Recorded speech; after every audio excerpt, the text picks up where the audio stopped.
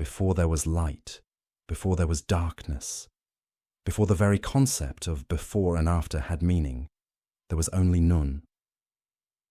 Close your eyes now and imagine with me, not emptiness, not void, but water, endless water, water that stretched in every direction that didn't yet exist, water above, water below, water in all the places where above and below had no meaning. This was Nun, the primordial ocean that held everything and nothing all at once. The ancient Egyptians understood something profound about beginnings. They knew that before creation could unfold, there had to be potential. And Nun was that potential, infinite, dark, and utterly still. A cosmic ocean without shores, without surface, without depth, because there was nothing to measure it against. Just water, sleeping in eternal twilight, holding within itself every possibility that would ever be.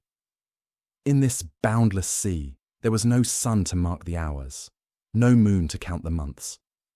Time itself floated, unborn, in those patient waters. And Nun simply was. Not waiting, because waiting implies time. Not sleeping, because sleep implies waking. Just being. A presence so vast and so complete that it needed nothing else.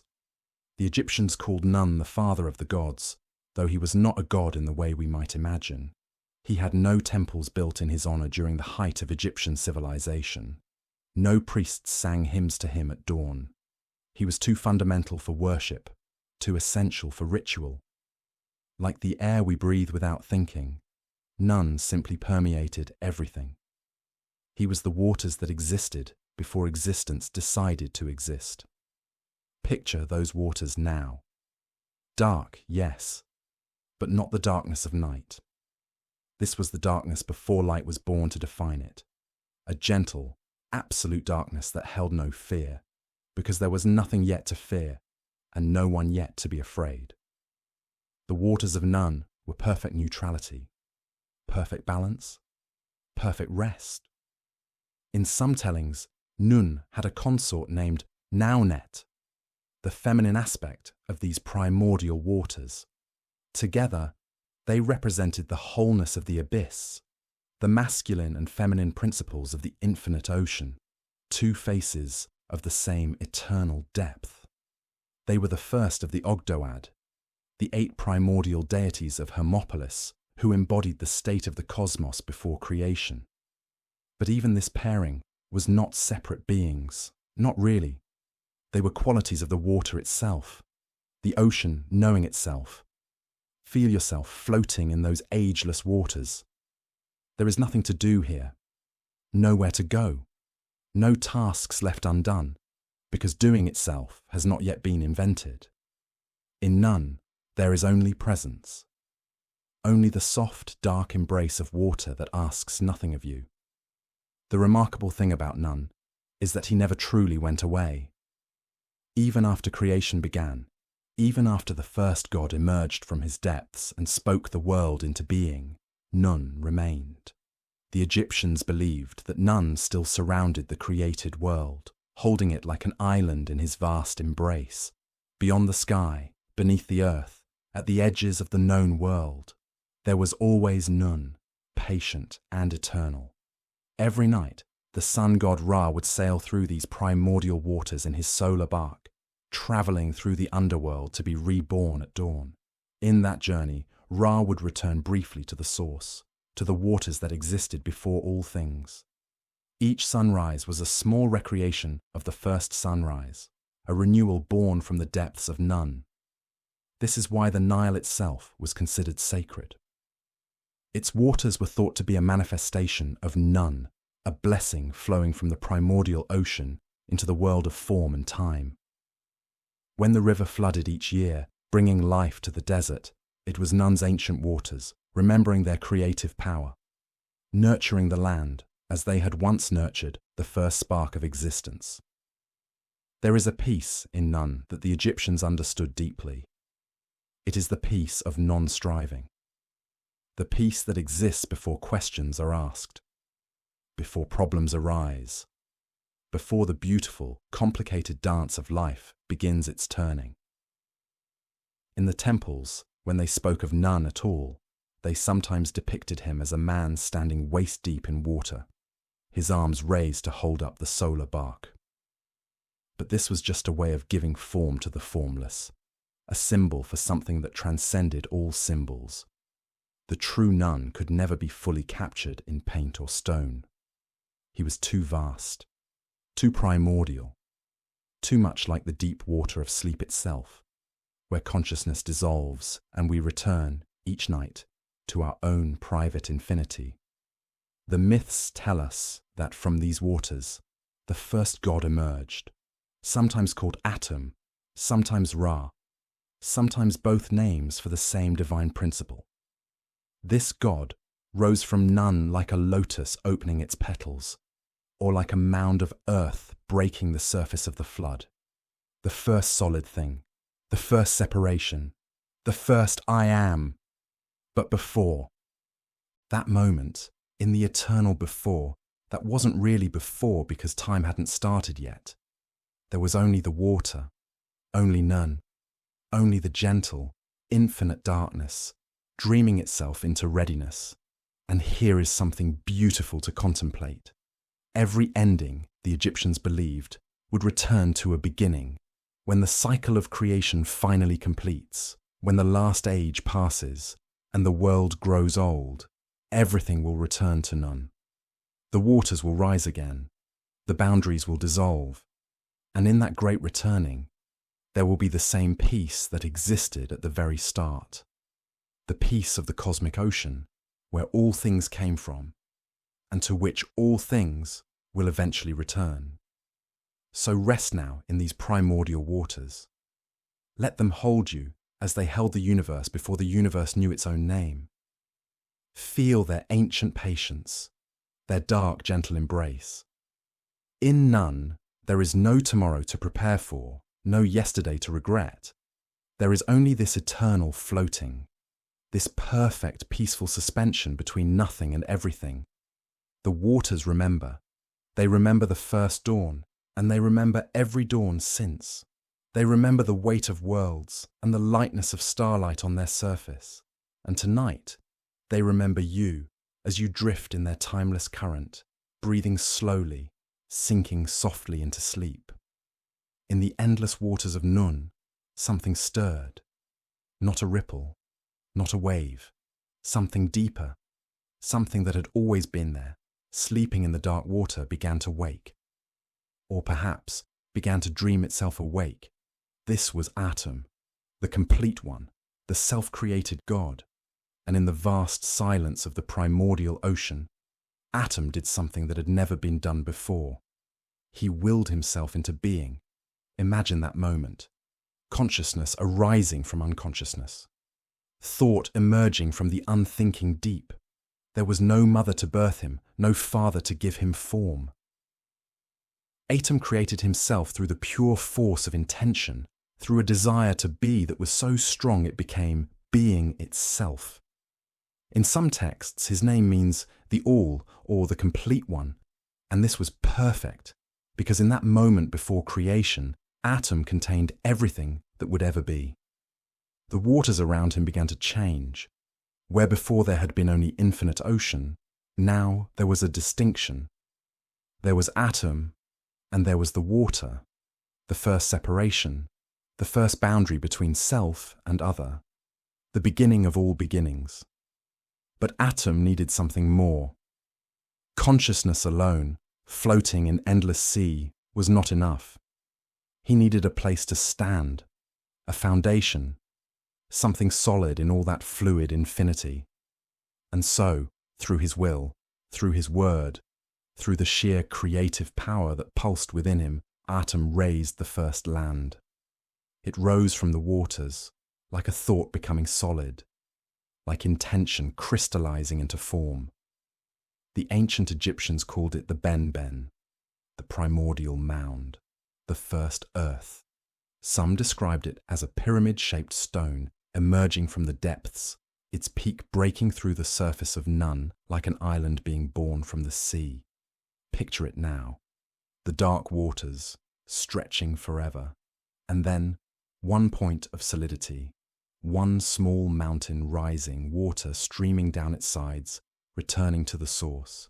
And upon that mound, standing for the first time, was Atum, the God who made himself, the consciousness that chose to exist. In the great temple of Heliopolis, priests would tell this story with reverence. They believed their temple stood on the very spot where the Ben had first emerged, where Atum had first taken his stand. The most sacred stone in their temple was said to be a piece of that original mound, or perhaps a meteorite fallen from the sky. The Egyptians saw little difference between what came from above and what rose from below, for all things came ultimately from the same source. Atum stood upon the Ben, and he was alone, completely, utterly alone in a way that no being has been alone since. He was the only form in formlessness, the only thought in the unthinking void, the only I in an existence that had known no subjects, no objects, only the undifferentiated waters of potential. And in his aloneness, Atum began to think. He began to know himself. The Egyptians understood that consciousness requires reflection, and Atum was the first mirror, looking at himself in the still waters around his mound, seeing his own face for the first time. He saw that he was radiant. Some texts describe him as appearing in the form of a man, crowned and perfect. Others say he took the form of a scarab beetle, that ancient symbol of self-creation, for the scarab was believed to create itself from nothing, just as Atum had done. The name Atum carried a beautiful paradox. While it meant complete or whole, it also meant not yet or not complete. He was everything and nothing, all at once. He was the totality that had not yet expressed itself, the seed that contained the tree. The word before it is spoken. Standing on his mound, Atum embodied a profound truth that the Egyptians meditated upon.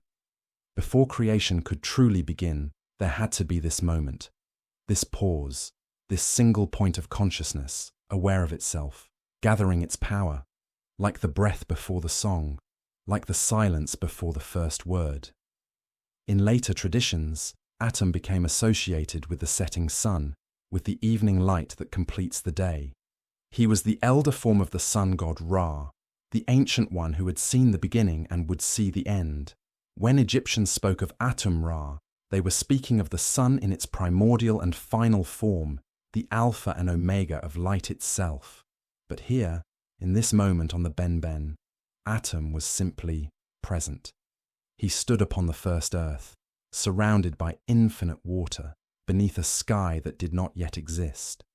The air around him was the first air, fresh and new, never breathed before. The light, if there was light, was the light of consciousness itself, illuminating nothing but the fact of its own existence. The Ben became a symbol that would echo through Egyptian culture for thousands of years. Every pyramid was a representation of that primordial mound, a recreation in stone of the first land rising from chaos. The pyramidion, the capstone that topped each pyramid, was called a Ben stone. When the sun's rays struck these golden caps at dawn, it was as if Atum himself was standing there, catching the first light, just as he had caught the first light of existence on the original mound. Some myths say that Atum appeared as a phoenix, that magnificent bird called the Bennu, which was born from fire and ashes, which lived and died and was reborn in an eternal cycle. The Bennu was said to have been the first living thing to land on the Ben stone, its cry breaking the eternal silence, its wings beating the first rhythm in the stillness. Whether Atum was the phoenix or the phoenix was the herald of Atum, the myths interweave, for both represent the same mystery. Life emerging from non-life, consciousness arising from the unconscious depths. On his mound, Atum contemplated the work ahead. He knew, in the way that gods know things, that he could not remain alone. Completion requires expression. Wholeness yearns to unfold. The one must become many. And so he prepared himself for the act of creation, gathering his divine essence, readying himself to bring forth the first gods from his own being. But for now, in this sacred pause, there was only Atom and his mound, only the god and the stone, only consciousness and its first small island of certainty in an ocean of infinite possibility. The waters lapped gently at the sides of the benben, patient as they had always been, witnessing this first miracle with the same calm they had shown in their eons of solitude.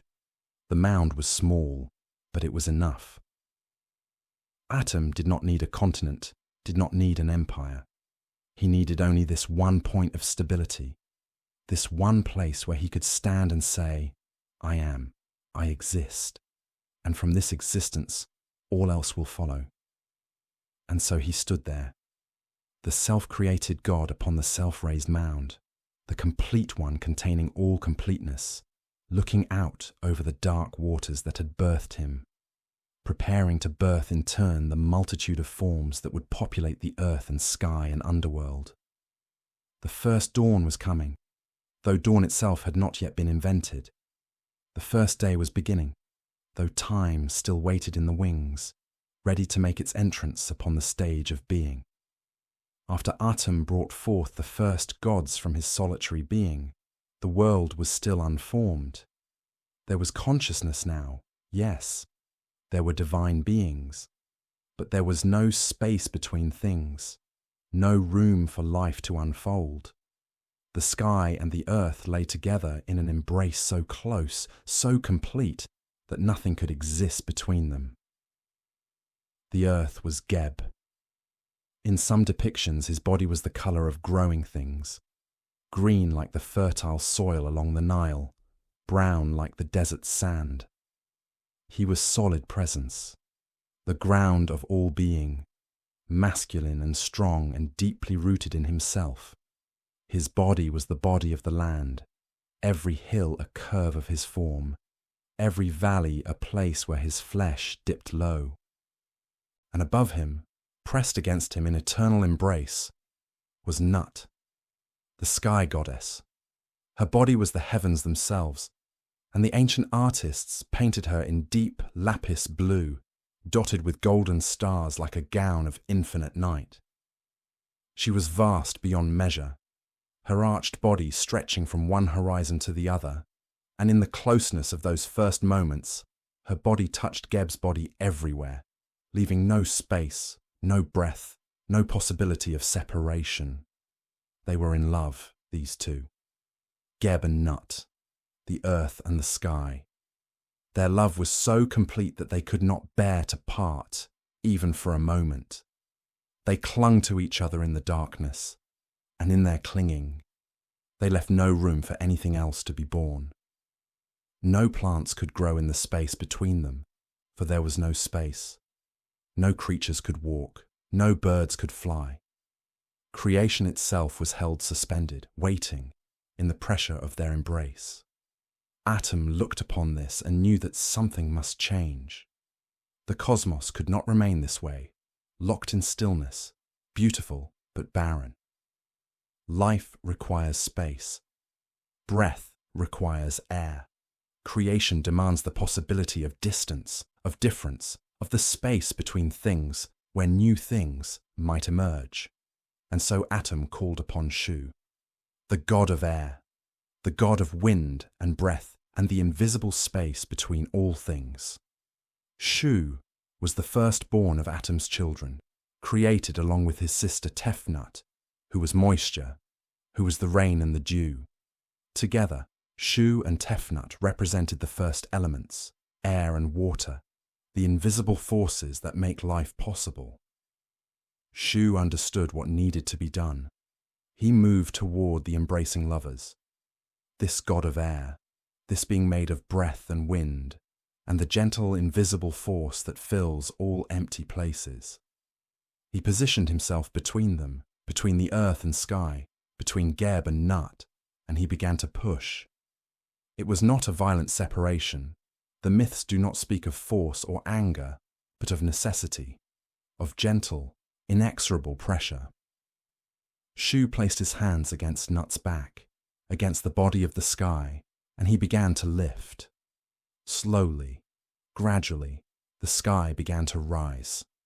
Nut cried out as she was lifted away from her beloved. Geb reached up toward her, his arms extending, his fingers grasping for her as she moved further and further above him. The Egyptian artist captured this moment again and again, Geb lying on his back, arms raised in longing, Shu standing above him with arms uplifted, holding Nut aloft, and Nut arched above them all, her fingertips still reaching down toward the earth she loved, her body bent in a bow of grief and grace. In tomb paintings and temple walls, you can see Nut's body painted across the ceiling, her hands and feet touching the four corners of the world, her belly filled with stars. The Egyptians who looked up at these paintings knew they were seeing the truth of the sky, that the heavens were not empty space, but the body of a goddess, held aloft by Shu, forever arching over the earth, forever reaching down toward the ground she could no longer touch. As Shu lifted Nut higher, something miraculous began to happen. The space between earth and sky grew. Air rushed in to fill the void. Air that was Shu himself, his essence permeating everything, becoming the atmosphere, the breath, the invisible medium through which all life would move. And in that space, that sacred separation, creation could finally begin in earnest. The tears of Nut as she was lifted away fell down upon Geb, and these tears became the rain, water falling from the sky to the earth, a remnant of their closeness, a bridge between what had been joined and was now separate. Geb's tears rose up from the earth, becoming the morning dew, the mist in the valleys, moisture rising toward the sky as if trying to return to the beloved who had been taken away. But Shu held firm. His role was to be the separator, the one who maintains the necessary distance. Without him, the sky would fall back down upon the earth, and all of creation would be crushed in their reunion. And so Shu became the eternal holder, the god whose arms never tire, whose strength never fails, who stands forever between earth and sky, keeping them apart so that life might flourish in the space between. The Egyptians understood that Shu was not just physical air, but the principle of separation itself. He was the space between things that allows them to be distinct, to be themselves. He was the pause between words that gives them meaning. He was the distance between people that makes relationship possible. Without Shu, everything would collapse back into undifferentiated oneness.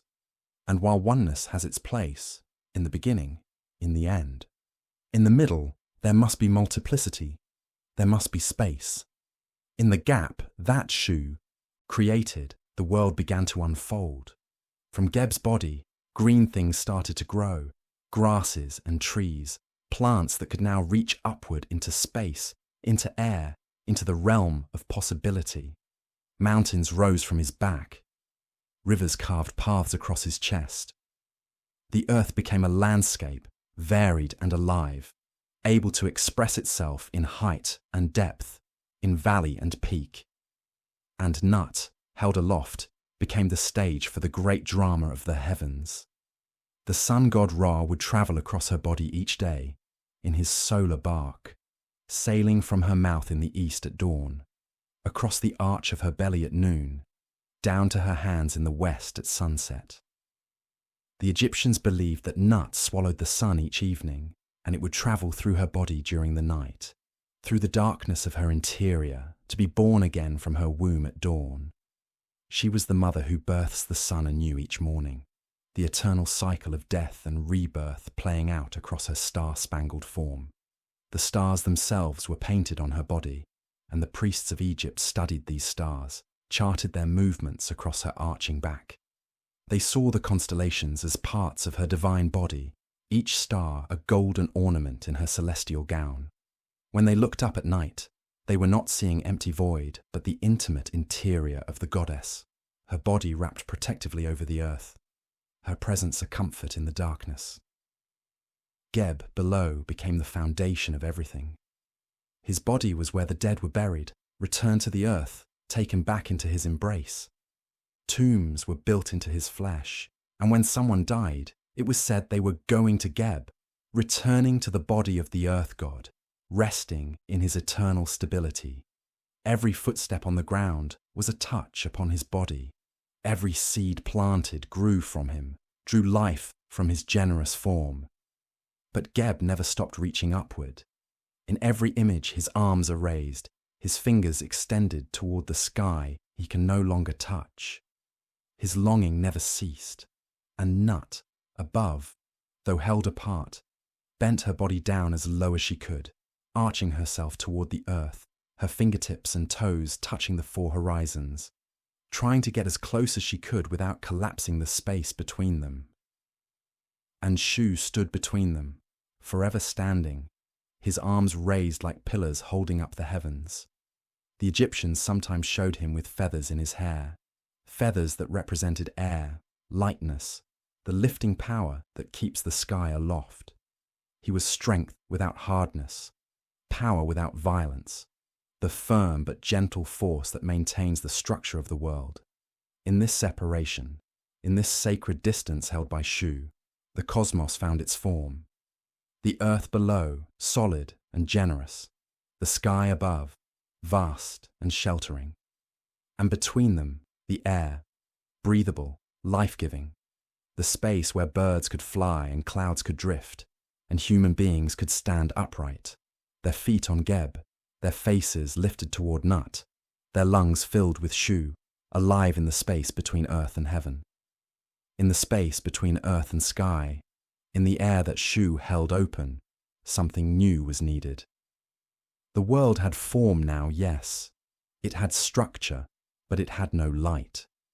The darkness that had existed since the waters of none was still the only illumination, and in that gentle gloom, the newly separated cosmos waited for something more. Atum, the self-created one, the god who had stood alone on the Benben mound, began to change. Or perhaps it was not a change at all, but a revealing, a showing forth of what had always been hidden within him. The complete one, who contained all things, now chose to manifest one of his most radiant aspects. He became Ra, the sun god, the lord of light. In some tellings, Atum and Ra were always the same being, two names for one divine essence. Atum was the evening form, the elder, the setting sun sinking toward the horizon. Ra was the risen sun, the light at its zenith, the blazing glory of noon. Together they formed a continuum. Atum Ra, the sun in all its phases, the light that encompasses both dawn and dusk, rising and falling, the eternal cycle. But in this moment of transformation, Ra emerged as the dominant presence, the sun in its power, ready to bring light to the world that had existed too long in shadow. And with this emergence came a realization. The sun needed to move. Light could not simply stand still upon the Ben stone. It needed to travel, to journey, to bring illumination to every corner of the newly formed cosmos. And so the solar bark was conceived. The Egyptians called it the Manjet, the boat of millions of years. And it was unlike any vessel that would ever sail earthly waters. This was a boat made for the sky, a divine craft that could carry the sun itself across. The body of Nut, from horizon to horizon, day after day, in an endless rhythm that would become the heartbeat of time itself. Picture the boat now, its hull gleaming with a light that came from within, for it carried Ra himself, the source of all brightness. The Egyptians imagined it with a high prow and stern, elegant and swift, built from materials that existed nowhere on earth, celestial wood, or perhaps constructed from pure light itself, from the essence of Ra's divine radiance given form and function. Ra took his place in the bark, appearing in different forms depending on the time of day. At dawn, he was Khepri, the scarab beetle, pushing the disk of the sun before him, a sacred metaphor for self-propelled transformation and rebirth. At noon, he was Ra in his full glory, depicted with the head of a falcon crowned with the sun disk, fierce and watchful. At evening, he was Atum again, the elder, preparing for the journey through the night. But Ra did not sail alone. The solar bark carried a crew of gods, each with their own sacred duty. There was Sia, the god of perception. There was Hu, the god of authoritative utterance. These were aspects of Ra's consciousness itself, travelling with him, helping him navigate the vast expanse of sky and the even vaster darkness of the underworld that awaited each night. And there was Ma'at, the goddess of truth, justice, and cosmic order. She stood in the bark as the principle that kept everything in balance. Without Ma'at, the sun's journey would falter. The cosmos itself would descend into chaos. She was the rudder and the compass, the moral order that ensured Ra's journey would continue forever in its proper course. The journey began at dawn in the east, where Nut's body curved down to meet the horizon. Here, Ra emerged, born from the goddess, rising from her womb, in a daily recreation of the first sunrise on the Benben. The morning light spilled across the sky like water, like honey, golden and new and full of promise. The night creatures retreated. The day creatures stirred, and the solar bark began its glide across the heavens.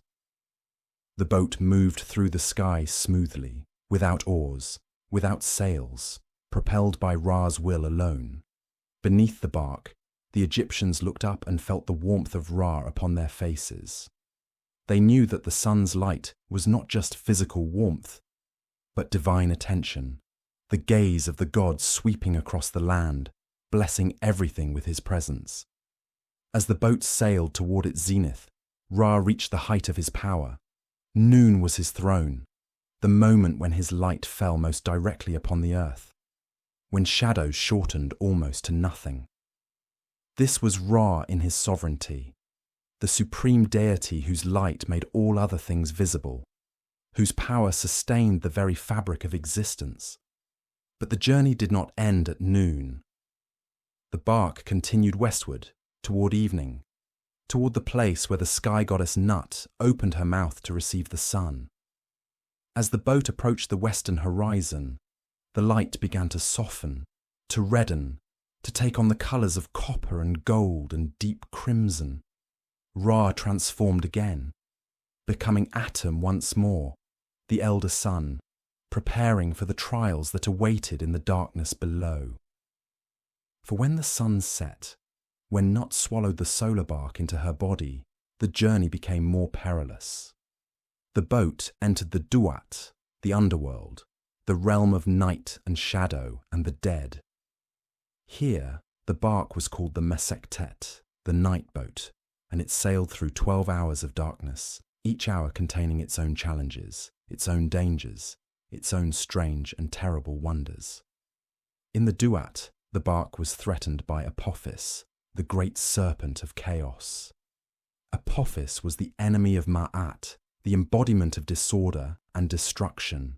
Each night, he waited in the darkness to attack the solar bark, to swallow Ra and end the sun's journey forever. The serpent was immense beyond imagining, coiling through the waters of the underground Nun. But Ra was not defenseless. The god Set, often seen as chaotic and destructive in other myths, stood at the prow of the night bark as its defender. Set was the only god strong enough to fight Apophis, fierce enough to drive back the serpent night after night. With his spear and wild power, Set battled the chaos serpent, protecting Ra, ensuring that the sun would survive to rise again. The journey through the Duat was also a journey through the realm of the dead. The boat sailed past the sleeping souls, past the judgment halls where hearts were weighed against the feather of Ma'at. past the demons and guardians who protected the sacred spaces of the underworld. And the dead, when they saw the bark pass, would cry out in joy, for the light of Ra, even diminished, even travelling through shadow, brought them comfort and hope. They knew that if Ra could traverse the darkness and emerge again in the east, then perhaps they too might be renewed, might find their own resurrection in the cycles of eternity.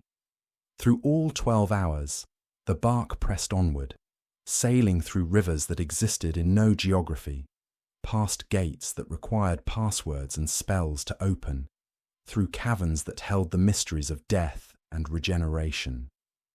And always, Ra was transforming, dying and being reborn in a process that happened gradually, invisibly, throughout the night.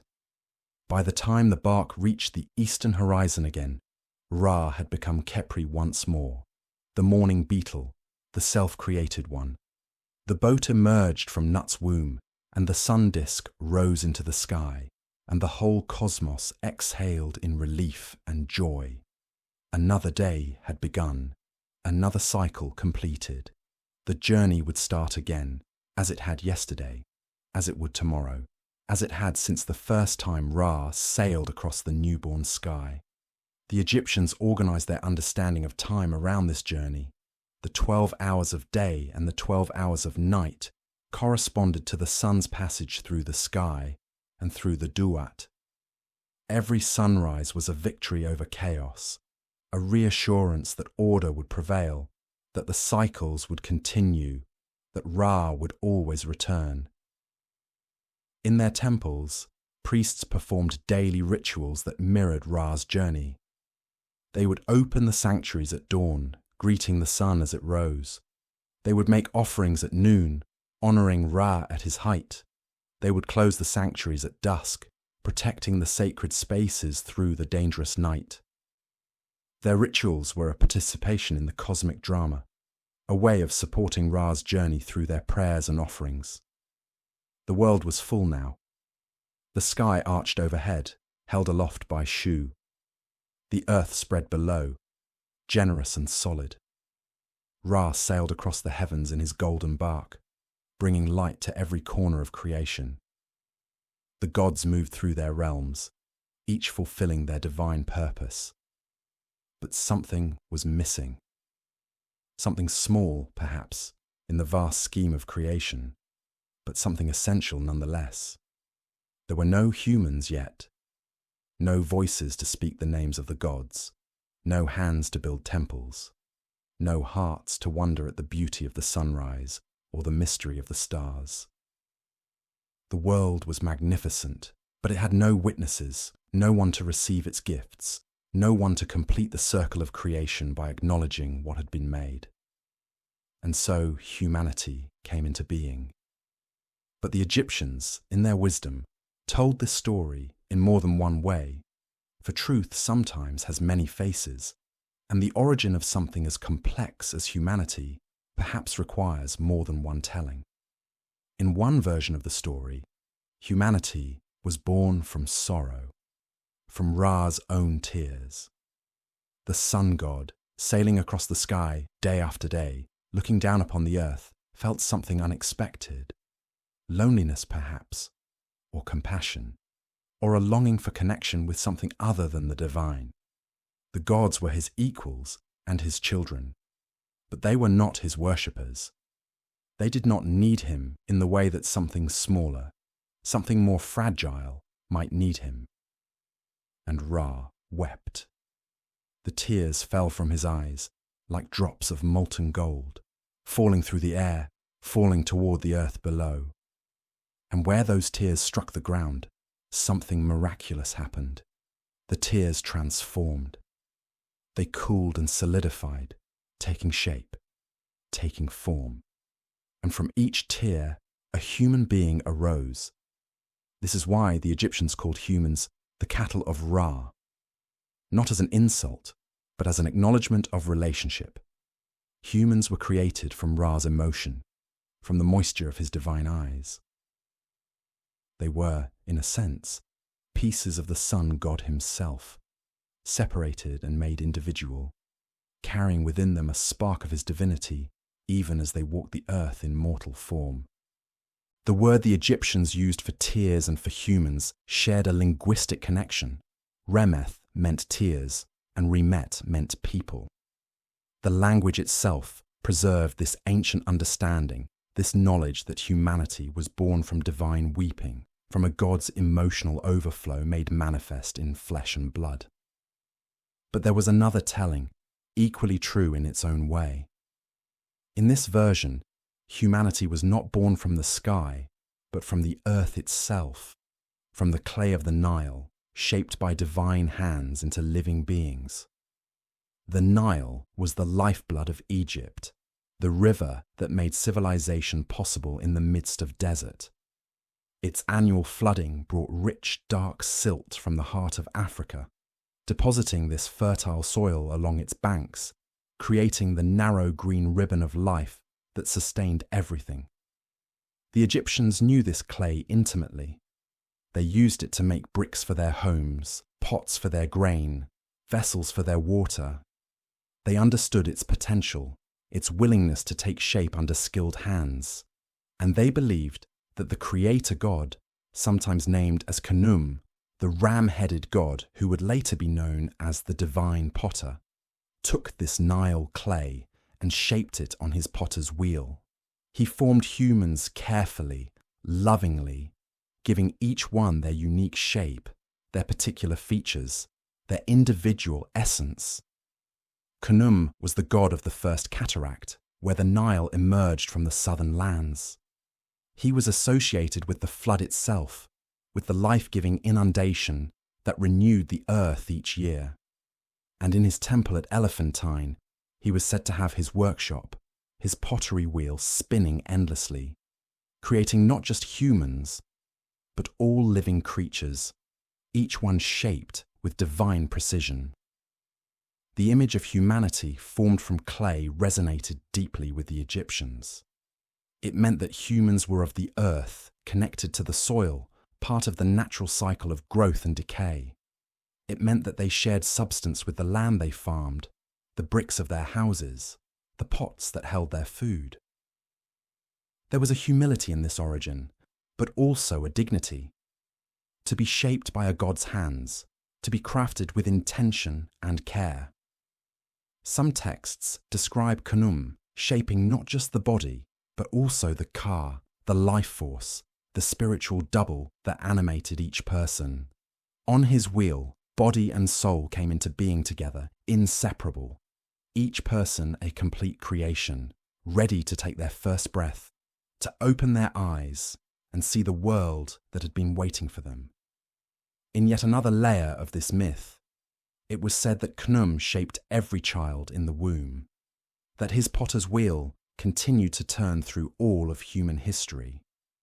Pregnancy was not just a biological process, but a continuation of the original creation, each baby a fresh act of divine craftsmanship, each birth a small echo of humanity's first appearance on earth. Whether born from tears or from clay, humans came into the world with a purpose. They were created to serve the gods, yes, but this service was not slavery. It was relationship. It was partnership. The gods needed humans to speak their names, to perform the rituals, to maintain the temples. And humans needed the gods for protection, for blessing, for the order that kept chaos at bay. This mutual need created a bond, a sacred contract written into the very fabric of existence. Humans would honor the gods through offerings and prayers, through building monuments that touch the sky, through living in accordance with Maat. And the gods, in turn, would sustain the world, would keep the sun rising, the Nile flooding, the seasons turning in their proper rhythm. The concept of the ka, that spiritual essence that Khnum shaped along with the body, was central to Egyptian understanding of what made a human being complete. The ka was a person's life force, their double, a subtle body that existed alongside the physical one. It needed nourishment just as the body did, but its food was different. It ate the essence of offerings, the spiritual substance of bread and beer left at tombs and temples. When a person died, their ka continued to exist, lingering near the body, needing sustenance. This is why tombs were filled with food offerings, why families brought bread and beer to feed their departed loved ones. They were not feeding corpses, but kas, those life forces that persisted beyond death, shaped by Khnum to be eternal. And there was the ba, another aspect of the soul, often depicted as a bird with a human head. The ba was personality, individuality, the unique essence that made each person themselves. After death, the ba could fly between the tomb and the world of the living, could travel with Ra through the heavens. Humans, then, were complex creations. If born from Ra's tears, they carried divinity. Within them, a piece of the sun god's emotion crystallized into living form. If shaped from Nile clay, they were earthen vessels filled with divine breath, animated by the ka that Khnum had crafted with their bodies. Either way, or both ways at once, humans were neither purely physical nor purely spiritual, but something in between, a meeting place of earth and heaven, matter and divine intention. The Egyptians believed that humans were created good, created with the capacity to live in harmony with Maat, but they also knew that humans could fall into Isfet, into chaos and disorder.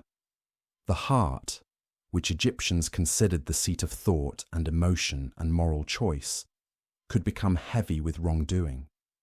This is why, after death, the heart would be weighed against the feather of Maat in the Hall of Judgment. The Egyptians saw themselves as particularly blessed, created in the most favoured land, along the banks of the Nile where the soil was richest and the god's presence was most strongly felt.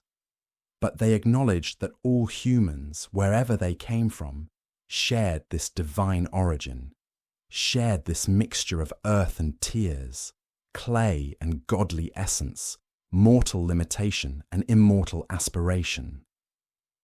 In temple reliefs, you can sometimes see images of Khnum at his wheel, shaping a small figure with the goddess Heket, the frog goddess of childbirth, standing nearby holding the ankh, ready to breathe vitality into the clay form. These images captured the mystery of creation, the moment when inert matter became alive, when the ka entered the body, when a new human being opened their eyes to see the light of Ra for the first time. From that first moment of creation, humans had a role to play in the cosmic order. They would build, farm, create families, tell stories, paint images on tomb walls, carve statues of the gods, perform rituals at dawn and dusk. They would live out their allotted years under the sun, creatures of clay remembering their origin in tears, earthen vessels carrying divine sparks, witnesses to the beauty and terror and mystery of the world the gods had made. When humans first walked the earth, shaped from clay or born from tears, they were like children in a vast and bewildering world. They had bodies and souls, and the divine spark within them, but they did not yet know how to live. They wandered, gathering what they could find, seeking shelter where they could, vulnerable to the chaos that still lingered at the edges of creation. Into this uncertain world came Osiris, the good god, the gentle king. Born of Geb, the earth, and Nut, the sky, Osiris was among the first generation of gods who walked upon the earth itself, who knew the soil and the seasons. Osiris appeared as a king among humans, and the ancient artists showed him with dark green skin, the colour of vegetation, the colour of the Nile's fertile silt, the colour of life emerging from death. Sometimes his skin was shown as black, the black of the rich earth after the flood. He wore the Etef crown, a tall white crown flanked by ostrich feathers, marking him as a ruler, but also as something more, a bridge between the divine and the mortal, He came to teach. This was his purpose, his gift to humanity. And his lessons would transform everything. Before Osiris, humans did not farm. They did not plant seeds and wait patiently for harvest. They did not understand the cycles of growth, the partnership between human effort and the earth's generous response. They took what they could find, lived day to day, never certain whether the next day would bring food or hunger. Osiris showed them wheat. He taught them to select the seeds, to prepare the ground, to plant at the right time when the Nile's floodwaters had receded and left behind that perfect layer of dark silt. He taught them to wait, to trust, to nurture the growing stalks. And when the wheat ripened, golden and heavy with grain, he showed them how to harvest it, how to thresh it, how to grind it into flour that could be made into bread.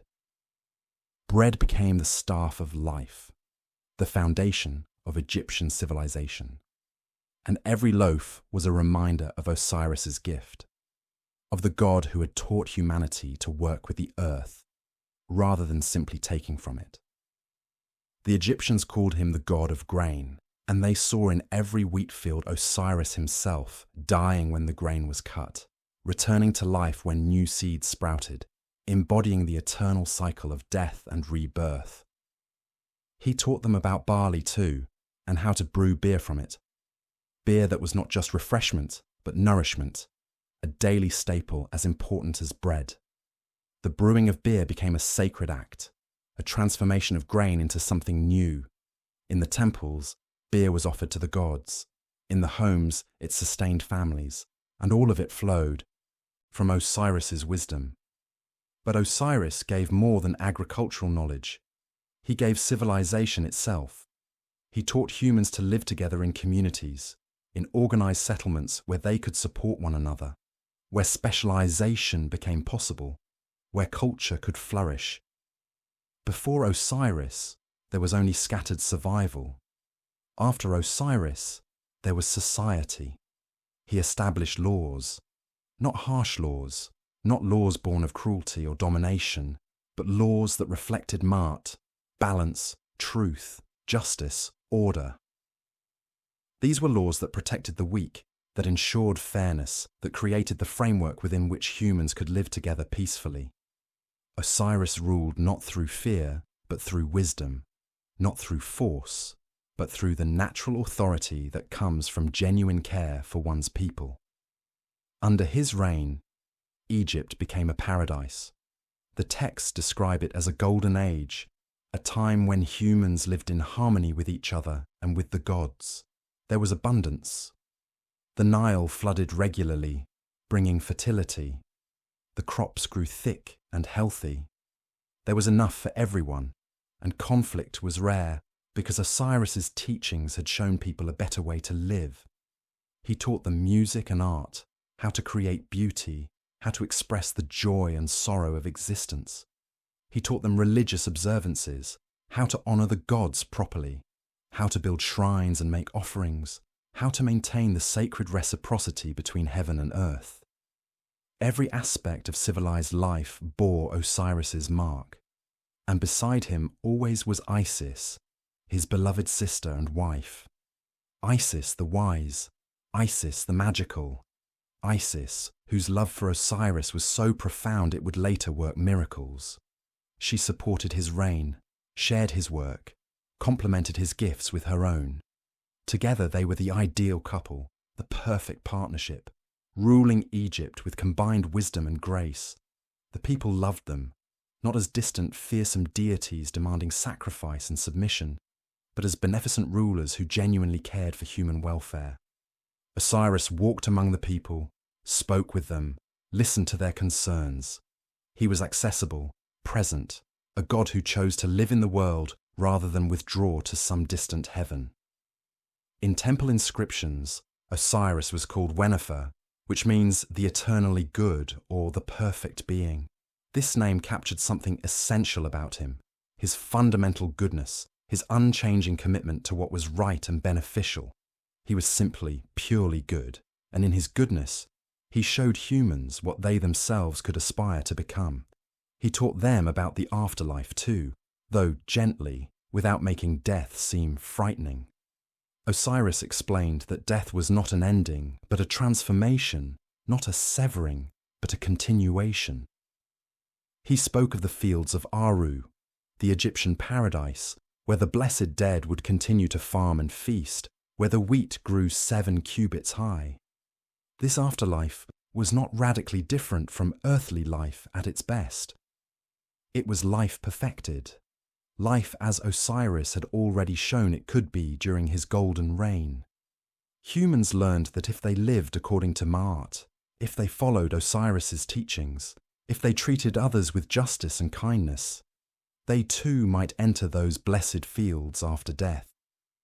The afterlife was not guaranteed, but it was possible, and this possibility gave meaning to mortal existence.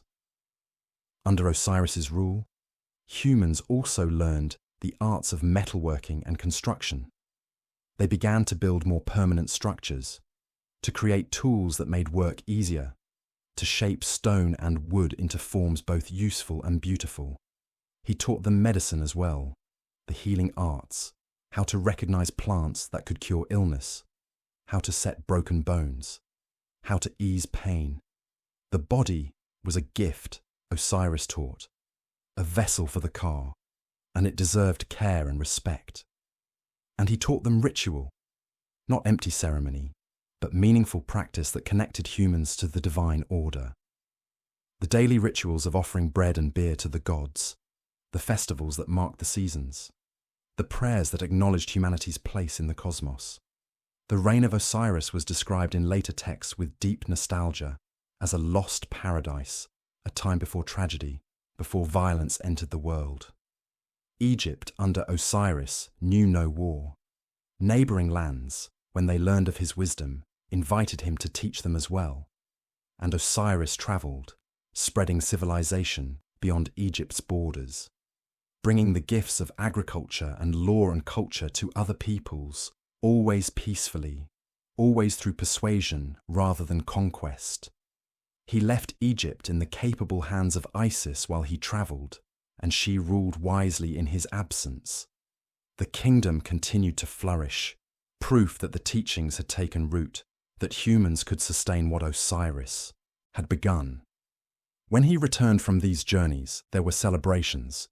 The people gathered to welcome their king home, to share the harvest with him, to show him how well they had maintained the order he established. Osiris walked through the fields he had taught humans to plant, seeing the golden wheat rippling in the breeze, the barley standing tall and ready for harvest. He visited the villages where people lived according to the laws he had given, where disputes were settled fairly.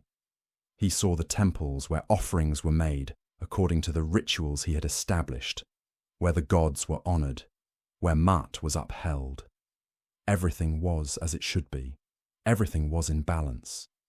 The Golden Age was not just a metaphor, but a lived reality, a time when heaven and earth worked together in harmony, when humans fulfilled their potential, when the gifts of the gods bore abundant fruit in human hands. There came a time after the Golden Age when something went wrong, not with the world itself, but with the hearts of humans. They began to forget. They began to drift from Ma'at, from the balance and truth that had sustained them. And most troubling of all, they began to forget Ra, the sun god who had given them light and warmth, who sailed across the sky each day in his tireless journey, began to seem distant to them. Some humans stopped making offerings. Some stopped speaking the prayers. Some even began to plot against him, to whisper in the darkness that Ra was growing old, that his power was fading. Ra heard these whispers. He saw the neglect, the disrespect, the rebellion growing in human hearts. And he who was usually patient, he who had wept tears of compassion that became the first humans, felt something else rising within him. Anger. Divine anger. The wrath of the sun, which can nurture life but can also scorch it away to nothing. He called a council of the gods. In a secret place, the great ones gathered. Atum was there, the ancient one, Shu and Tefnut, Geb and Nut, and others of the first generations. They assembled before Ra to discuss what should be done about humanity's betrayal. The gods advised action. Humans had become ungrateful, dangerous, chaotic. They had violated the trust placed in them at their creation. Something had to be done before their rebellion spread further, before Isfet, chaos, overwhelmed the cosmos itself. And Ra made his decision. He would send his eye against humanity. The eye of Ra, that powerful emanation of the sun god's force, that aspect of his being that could see everything. The eye could take many forms, could manifest as different goddesses depending on what was needed. And for this task, for this punishment, the eye became Sekhmet. Sekhmet, the powerful one, the mighty one. She appeared as a lioness, tawny and magnificent and absolutely terrifying. Her body was covered in golden fur that seemed to glow with its own light. Her eyes were fierce and focused, the eyes of a predator who never loses sight of her prey. Upon her head, she wore the solar disk, marking her as Ra's instrument. Ra sent her forth with a command: punish humanity for their rebellion. Teach them the cost of forgetting the gods. And Sekhmet, who was the embodiment of divine wrath, who was power without mercy, descended to earth like a flame falling from the sky. What followed was slaughter. Sekhmet moved through human settlements like wildfire through dry grass. Her claws tore, her jaws crushed. She was unstoppable, relentless. Humans fled before her, but there was no outrunning a goddess. They hid, but she found them. They begged for mercy, but Sekhmet had been sent to deliver justice, not mercy. The killing went on through the day, and as night fell, Sekhmet's fury did not diminish. She hunted in the darkness, her golden form glowing like a second sun. The earth became soaked with blood. The rivers ran red. Humanity was being reduced to nothing by the wrath of the divine. But something unexpected happened. Sekhmet began to enjoy the killing. The taste of blood awakened something primal in her leonine nature. She was not just fulfilling a mission anymore. She was reveling in it. The slaughter became its own purpose. Her eyes grew brighter, more fierce, wilder. She became unstoppable, not because Ra commanded it, but because she herself could not stop, would not stop, until every last human had been destroyed. And Ra, watching from his bark in the sky, began to feel something shift within him. The anger that had driven his decision began to cool. He saw the devastation below, the near extinction of humanity, the blood-soaked earth, and compassion stirred again in his divine heart. Humans had erred, yes, but did they deserve complete annihilation? Had he not created them from his own tears? Ra realized he had made a terrible mistake. The punishment had gone too far. Sekhmet had fulfilled her mission too well, and now she could not be stopped. She was drunk on blood and battle, lost in the frenzy of destruction, beyond even his command. If something was not done, humanity would be gone by morning. The sun god called upon his most clever advisors. How could Sekhmet be stopped? She would not listen to commands now.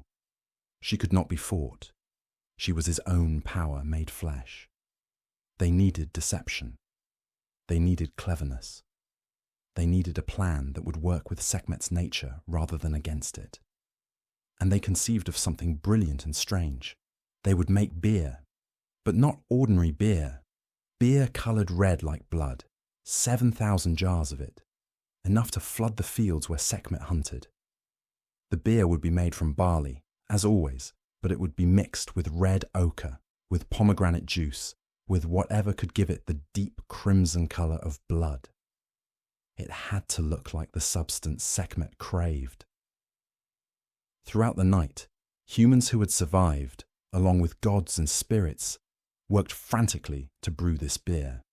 7,000 jars. They ground the barley, mixed the ingredients, added the red dye, worked with desperate speed while Sekhmet continued her rampage in the distance. By dawn, the beer was ready. At Ra's command, they poured it out into the fields, into the low places where Sekhmet would hunt next. They flooded the ground with it until it looked like vast pools of blood, like the earth itself was bleeding. When Sekhmet came upon these fields at dawn, her eyes blazed with satisfaction. Here was the evidence of her complete victory. She lowered her great head and began to drink. The liquid was warm like blood, red like blood, and in her frenzy, she did not notice the difference. She drank deeply, enormously, and the beer began to work its magic. Not the magic of alcohol alone, though that was present, but the magic of transformation. Sekhmet drank, and as she drank, her rage began to soften. The sharp edges of her fury grew dull. Her fierce eyes began to soften, to grow heavy. The bloodlust that had driven her started to fade, replaced by a warm, drowsy contentment. She drank until she could drink no more, until her belly was full. And then, in the middle of the blood-red field, under the rising sun, Sekhmet lay down. Her great lioness body stretched out, relaxed, her eyes closed, and she slept. When she woke, hours later, the transformation was complete. The rage was gone. The bloodlust had vanished. She was no longer Sekhmet the destroyer, but something gentler. Some versions of the myth say she became Hathor when she woke, Hathor the beautiful, the goddess of love and joy and music, who was Sekhmet's opposite in every way. The same goddess, but transformed, the way beer is transformed barley. Ra descended from his bark to meet her. He looked upon the goddess who had been his eye, his instrument of wrath, and he saw that the danger had passed. Humanity had been punished but not destroyed. Sekhmet's fury had been satisfied and transformed. Balance could be restored. The survivors emerged from their hiding places, shaken but alive. They had learned their lesson. They would not forget the gods again. They would remember that divine patience has limits, that the same powers that create can also destroy, that the relationship between gods and humans requires honor and reciprocity. And they would remember beer, sacred beer, beer that had saved humanity from extinction. Every year afterward, at the festival of Hathor, the Egyptians would brew red beer in massive quantities. They would drink it ceremonially, remembering the day when beer became not just nourishment, but salvation. The festival of drunkenness, they called it, and it was not frivolous or profane, but deeply sacred. A remembrance of the day humanity almost ended and the strange miracle that prevented it. Sekhmet herself became a goddess of healing as well as war. Those who had witnessed her destructive power understood that such force, properly directed, could also protect and cure. She became a patron of physicians, for who better to heal than the one who knew so intimately how to harm? Temples were built to honor her, and priests who served her learned the arts of medicine, channeling her power toward restoration rather than destruction. The myth became a teaching, passed down through generations. It spoke of the danger of forgetting the sacred, of taking divine gifts for granted. It spoke of the necessity of festivals and offerings, of maintaining the relationship between heaven and earth. But it also spoke of divine mercy, of Ra's compassion returning even in the midst of justified anger, of the possibility of transformation from destruction to healing. In temple reliefs, you could see Sekhmet depicted in both her forms, fierce and gentle, destroyer and healer. Her dual nature reminded the Egyptians that the divine was complex, that the same goddess who could end life could also preserve it. That power itself was neutral, taking its moral character from how it was directed. The red beer became symbolic of this transformation. It looked like death, but brought life. It resembled blood, but was actually nourishment. It tricked the destroyer and saved the created. In this simple beverage, the Egyptians saw a profound truth: that appearances can deceive, that salvation can come from unexpected sources, that even in the midst of destruction, the seeds of renewal are already present. In the Golden Age, when Osiris ruled with wisdom and Isis with grace, when the fields were abundant and the people lived in peace, there existed a shadow, not outside the divine family, but within it, a darkness that wore the face of kinship, that sat at the table of the gods, that smiled while harbouring something cold and bitter in its heart. This shadow was Set, brother to Osiris, born from the same parents, Geb the earth and Nut the sky, yet utterly different in nature and temperament. Where Osiris was gentle, Set was fierce. Where Osiris brought order, Set embodied chaos. Where Osiris was beloved, Set was feared. Set was not evil, not in the simple sense. He was the god of storms and the desert, of wild places and untamed forces. He was necessary to the cosmos, the guardian who stood at the prow of Ra's night bark and fought the serpent Apophis. He was strength and ferocity, the power that protected order from the outside. But something had begun to twist within him, something that would transform necessary wildness into something darker. Jealousy.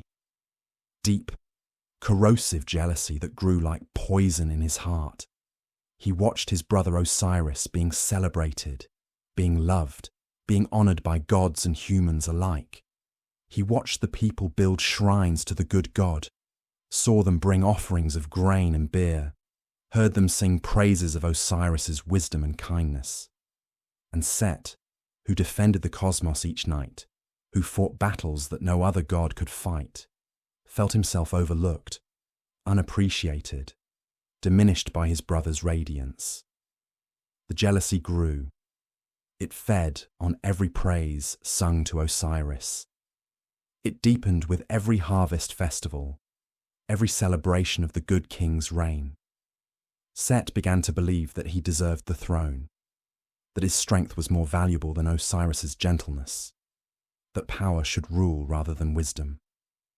The bitterness consumed him slowly until it became the defining truth of his existence. And so Set began to plot. Not openly, for he was cunning as well as strong. He would not challenge Osiris directly. No, Set would use deception. He would turn Osiris's own trusting nature against him, would exploit the very goodness that made his brother beloved. Set organized a great feast. He invited all the gods, including Osiris, to a magnificent celebration. There was food and wine, music and laughter. It seemed like nothing more than a joyous gathering. Osiris came willingly, unsuspecting, seeing only his brother's hospitality, not the darkness that lay beneath it. During the feast, Set unveiled what appeared to be a gift, a beautiful chest, ornately decorated, inlaid with precious materials. Set announced that he would give this chest to whomever it fit perfectly. It seemed like a game, a bit of entertainment for the gathered gods. One by one, the gods tried the chest, but it fit none of them. They laughed and joked about it, taking turns, enjoying the mystery. Then Osiris tried, and the chest fit him perfectly. Of course it did. Set had measured it precisely to Osiris's dimensions, had crafted it specifically for this moment. As soon as Osiris lay down inside it, Set's conspirators, 72 of them, beings Set had bribed or corrupted, rushed forward. They slammed the lid shut. Before Osiris could react, they sealed the chest. They poured molten lead into the seams, making it airtight, escape-proof, a sealed coffin for the god who had brought life and order to the world. Inside the darkness of that chest, Osiris died. The good god, the gentle king, murdered by his own brother through treachery and betrayal. The moment of his death was a wound in the cosmos. Something fundamental had been violated. A brother had killed a brother. Trust had been shattered. Murder had entered the divine realm, and with it came a new kind of darkness.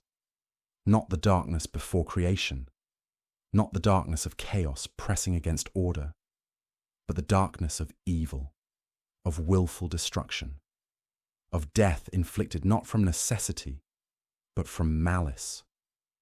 Set and his conspirators took the sealed chest and carried it to the Nile. They threw it into the river, watching as it was caught by the current, as it floated away downstream, carrying Osiris's body toward the delta, toward the sea, toward oblivion. Set believed he had won. He had eliminated his rival. Now he would take the throne of Egypt, and none could challenge him. The chest floated down the Nile, through the land that Osiris had taught to farm, past the cities where he had established laws, past the temples where offerings had been made in his name. It travelled through the delta's many branches and eventually out into the Great Green, the Mediterranean Sea. There it drifted, carried by currents, moving far from Egypt. Eventually, the chest came to rest in Byblos, a city on the coast of what is now Lebanon. It washed ashore near a tamarisk tree, and something miraculous happened. The tree, sensing the divine presence within the chest, grew rapidly around it, enveloping the coffin in its trunk, encasing it within living wood. The tamarisk grew to enormous size, becoming the most magnificent tree in the region, and no one who looked at it could know that within its heart lay the body of a murdered god. The king of Byblos, impressed by this remarkable tree, had it cut down. He used its trunk as a pillar to support his palace, not knowing what it contained. And so Osiris, who had been a king, became part of a pillar, his body hidden within wood, forgotten and lost to those who had loved him. In Egypt, the news of what had happened spread slowly at first, then with growing horror. Set claimed the throne, and some accepted his rule, either from fear or from belief in the right of the strong to rule. But others knew that something terrible had occurred, that the natural order had been violated, that the golden age had ended in blood and treachery. Isis, beloved wife and sister of Osiris, learned what Set had done. The grief that struck her was absolute, overwhelming, a sorrow that seemed to darken the very sun. She who had ruled beside Osiris, who had shared his work and his dreams, who had loved him with a love that transcended even divine comprehension, was now alone. Her husband was dead. Her king was murdered. Her world had shattered. But Isis was not just a mourner. She was also a goddess of powerful magic, of determination, of love so fierce it could challenge death itself. She refused to accept what had happened as final. She would not let Set's betrayal stand as the last word. She would not allow Osiris to remain lost, forgotten, unavenged. She cut off a lock of her hair in a morning. She tore her garments.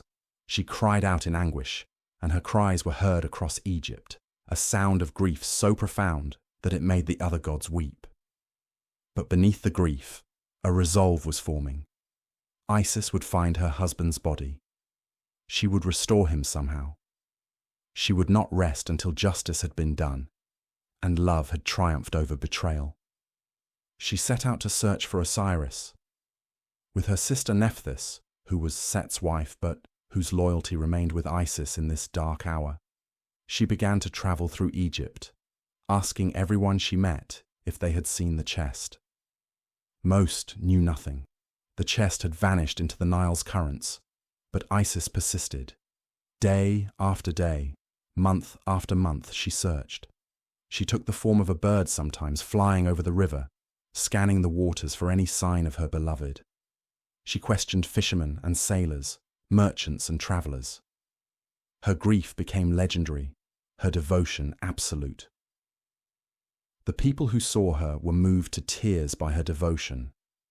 They helped her when they could, shared what little information they had. Even in her grief, Isis maintained the grace that had always defined her. She simply searched, with patient, relentless love, refusing to accept that death could be stronger than what she and Osiris had shared. Eventually, through persistence and divine intuition, she learned that the chest had been carried out to sea. She followed this lead beyond Egypt's borders, traveling north along the coast, and gradually, through signs and omens, she came to understand that the chest had reached Byblos, that it was somehow connected to a great tree, that Osiris was still out there, waiting. Her love for Osiris was not diminished by distance or time, or the apparent finality of death. If anything, it had grown stronger, transformed by grief into something that could move mountains, that could challenge the very boundaries between life and death.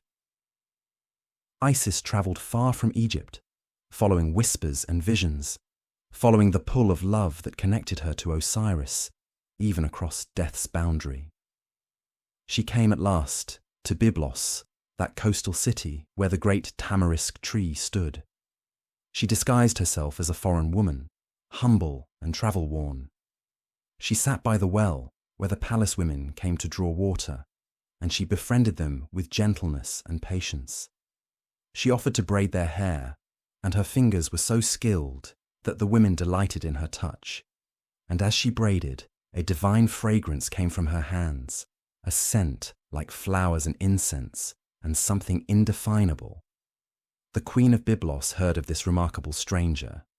She invited Isis to the palace and asked her to become nurse to the royal infant. Isis agreed, and so she entered the palace, came to live within its walls, close to the pillar that held Osiris. At night, when the palace slept, Isis would perform a secret ritual. She would place the infant prince in the fire, not to harm him, but to burn away his mortality, to grant him eternal life. While the child lay in the flames, protected by her magic, Isis would transform into a swallow and fly around the pillar that held Osiris, circling it, crying out in mourning. One night, the queen came upon this scene. She saw her child in the fire and screamed, breaking the spell. The magic was interrupted, and the child's chance at immortality was lost. Isis, revealed in her divine form, radiant and terrible in her grief and power, explained who she was and why she had come. The queen and king of Byblos were awed and frightened. When Isis asked for the pillar, they gave it immediately, asking only for forgiveness. Isis cut open the wood.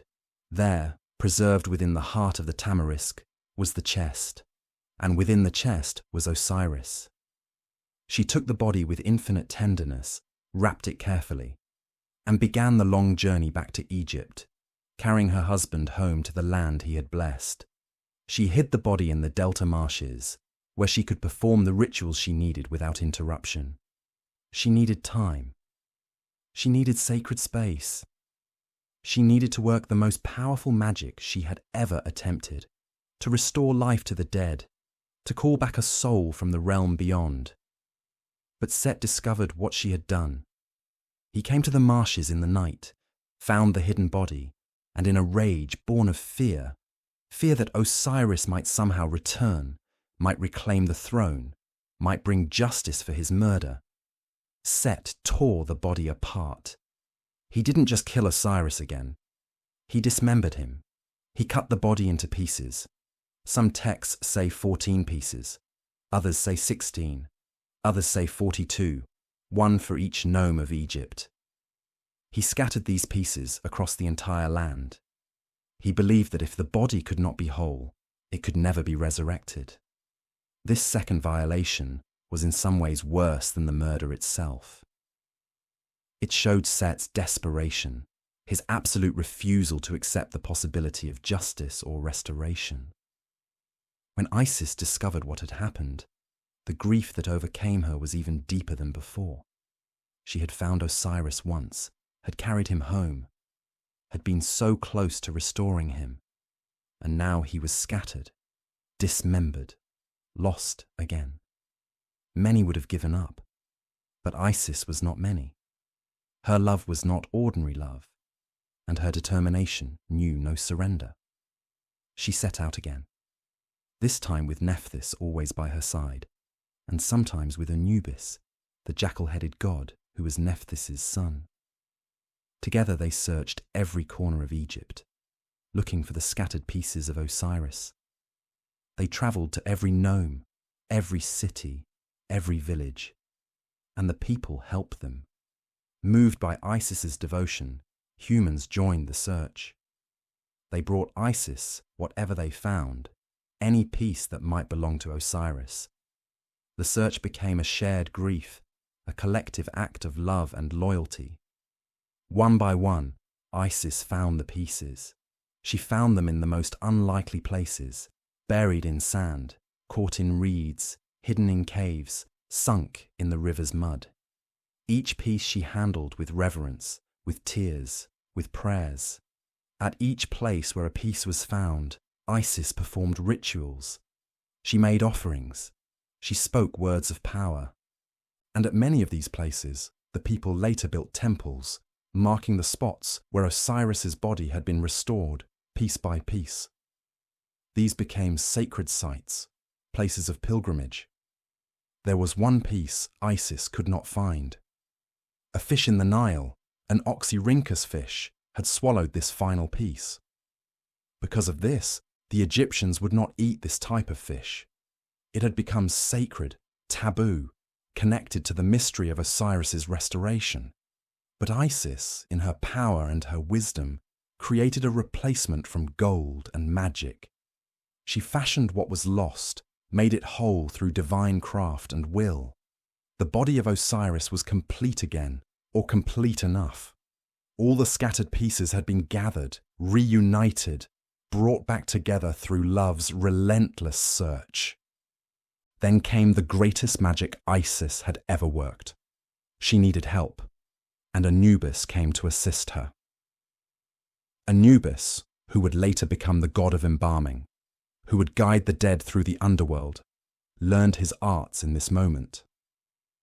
Under Isis's direction, he performed the first mummification. He wrapped Osiris's reassembled body in linen bandages, treating it with sacred oils and natron, preserving it, protecting it, preparing it for the transformation to come. The process took 70 days, the same time that would later be required for every Egyptian mummification. 70 days of ritual, of prayer, of magical workings. 70 days of Isis labouring over her husband's body, speaking words of power, calling to his Ka, his Ba, his divine essence, asking them to return, to inhabit this restored form, to live again. And then, when all was prepared, Isis performed the final act. She transformed herself into a kite, a bird of prey, and she flew above Osiris's wrapped body. She beat her wings, creating a wind that was also breath, that was also life force itself. She hovered over him, and the beating of her wings brought air into his lungs, brought movement into his stillness, brought awareness back into his consciousness. In some texts, it is said that in this moment, through this magic, through the union of Isis and the restored Osiris, their son Horus was conceived. Life emerged from death. Hope was born from tragedy. The future was seeded even as the past was being restored. Osiris opened his eyes. He breathed. He saw Isis above him, wings spread, her love and power flowing into him like water into parched earth. He was alive, or alive in a new way, not the life he had known before, not the simple existence of the golden age, but something different, something transformed by death and resurrection, by dismemberment and restoration, by betrayal and the triumph of love over betrayal. But Osiris could not return to Egypt as its king. He had crossed the boundary of death, had been torn apart and reassembled. He belonged now to both worlds, to life and to death, to the living earth and to the realm beyond. He could not rule the upper world anymore, could not walk in the sunlight and teach humans to plant wheat. Instead, he became something else, something equally important, perhaps even more profound. He became the lord of the underworld, the ruler of the Duat, the judge of the dead. He who had died and been resurrected became the one who welcomed all who died, who understood death from the inside, who could judge with compassion because he himself had suffered the ultimate injustice. In the Hall of Two Truths, Osiris would sit on his throne, wrapped in his mummy bandages, holding the crook and flail, symbols of his eternal kingship. Before him, the dead would come to be judged. Their hearts would be weighed against the feather of Ma'at, and Osiris would witness this, would render the final verdict. Those who had lived justly, who had upheld truth and balance, who had lived as he had taught during his golden reign, would be welcomed into the blessed fields of Aru. Those who had failed would face a different fate. Osiris had become what every Egyptian hoped to become after death. They called upon him in their funerary texts, identified with him, sought to undergo their own resurrection as he had undergone his. "I am Osiris" became a phrase repeated endlessly in tombs and temples, a claim and a prayer and a hope that death would not be final, that love and magic and proper ritual could bridge even the darkest divide. And Isis, who had searched twice for her husband, who had gathered his scattered body, who had breathed life back into death through the sheer force of her devotion, became the model of the faithful wife, the powerful magician, the mother whose love could overcome any obstacle. Her story became the story that gave hope to every widow, every mourner, every person who had lost someone they loved and refused to believe that loss was the final word. The temples honored her. The people prayed to her. Women in childbirth called upon her name. Those who sought to protect their families invoked her watchful care. Isis became the great mother goddess, the throne of Egypt personified, the one whose magic was stronger than death, whose love had literally resurrected the dead, whose determination had defeated even Set's cruelty and chaos. After Osiris had been restored and had descended to his throne in the underworld, after the great magic had been worked and death had been transformed into eternal kingship of the realm beyond, Isis discovered something miraculous.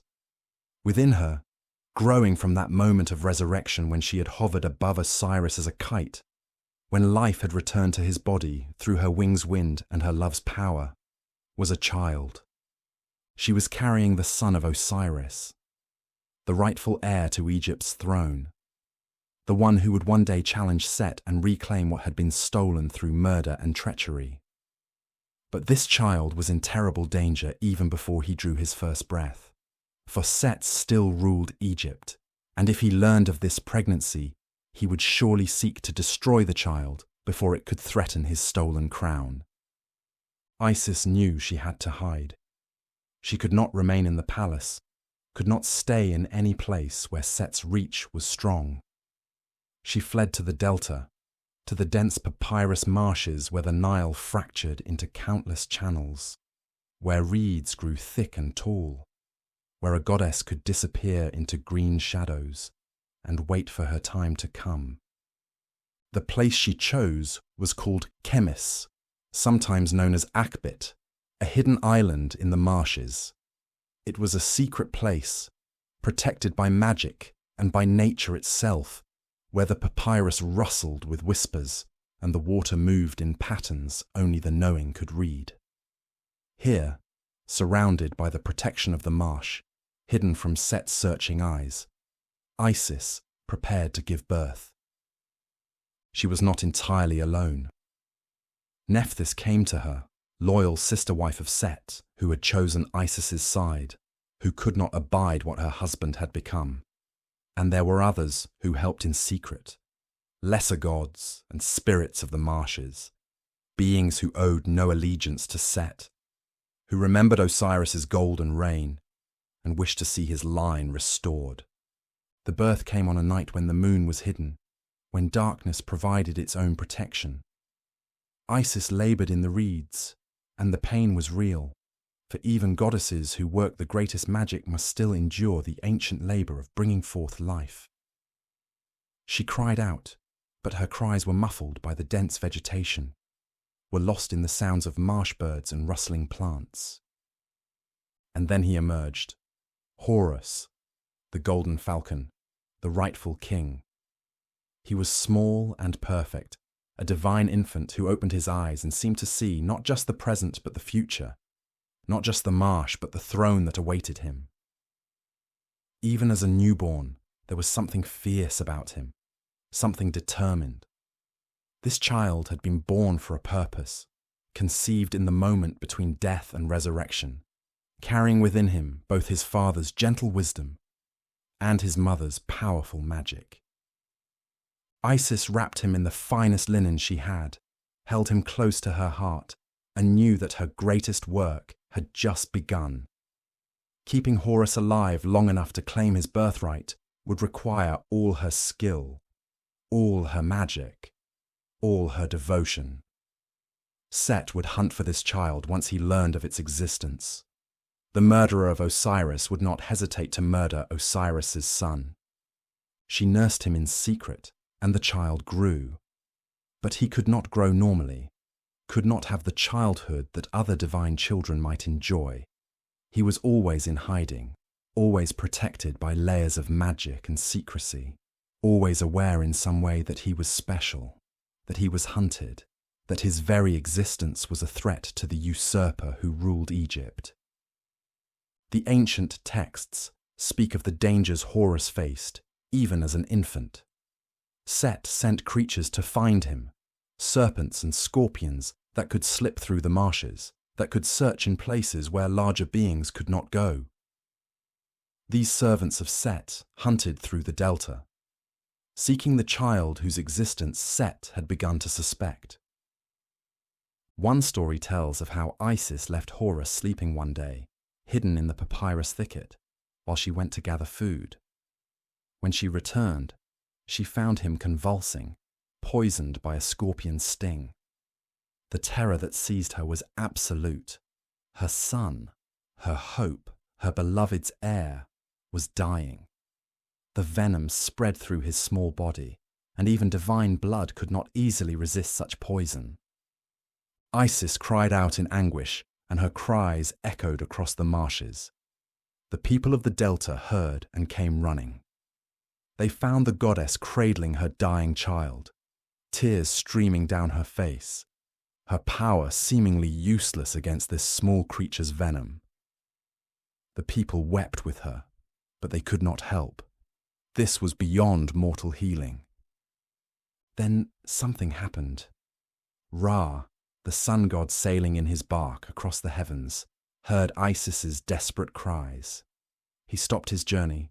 The sun itself paused in the sky, and he sent down Thoth, the god of wisdom and magic, the one whose knowledge encompassed all healing arts, whose words could command even poison to obey. Thoth descended to the marshes with the authority of Ra himself. He spoke words of power over the dying child, spells that commanded the venom to leave Horus's body, that called the child back from the edge of death. The scorpion's poison was drawn out, neutralized, rendered harmless, and Horus, gasping and trembling, began to breathe more easily. Colour returned to his cheeks, his eyes opened. He lived. Isis held him close, whispering prayers of gratitude, knowing how close she had come to losing everything. This incident became one of many healing spells carved on special stones called sipi, healing statues that people could pour water over, then drink the water to be healed of scorpion stings and snake bites. The image showed Horus as a child, standing on crocodiles, holding serpents and scorpions in his hands, demonstrating his triumph over the creatures that had sought to kill him. As Horus grew older, Isis taught him everything. She taught him about his father, who Osiris had been, what he had accomplished, how he had been betrayed and murdered. She taught him about Set's treachery, about the throne that should have been Osiris's and was now Horus's by right. She taught him magic, though his magic would be different from hers, more aggressive, more martial, suited to the warrior he would need to become. She also taught him wisdom, not just strategy for battle, but the principles that Osiris had embodied: justice, order, care for the people, the maintenance of Ma'at. Horus needed to be more than just a strong fighter if he was to reclaim the throne. He needed to be worthy of it, needed to embody the qualities that made Osiris beloved, that made his reign a golden age worth restoring. In the marshes, Horus trained.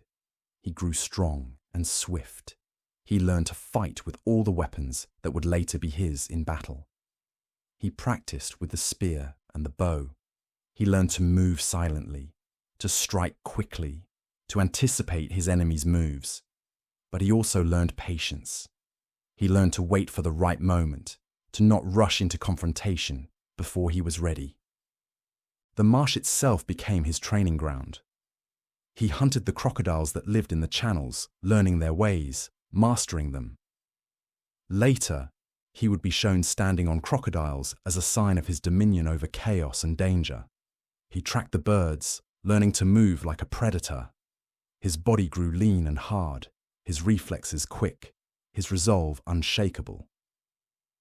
Isis watched him transform from vulnerable infant to capable youth, and she felt both pride and sorrow. Pride in his strength and determination, sorrow that he could never have an innocent childhood, that he was being shaped into a weapon of justice from his earliest days. But there was no other way. Set would not relinquish power voluntarily. The throne would have to be reclaimed by force, by right, by the confrontation that both mother and son knew was inevitable. The people of the Delta, the marsh dwellers who had helped hide and protect Horus, became his first followers.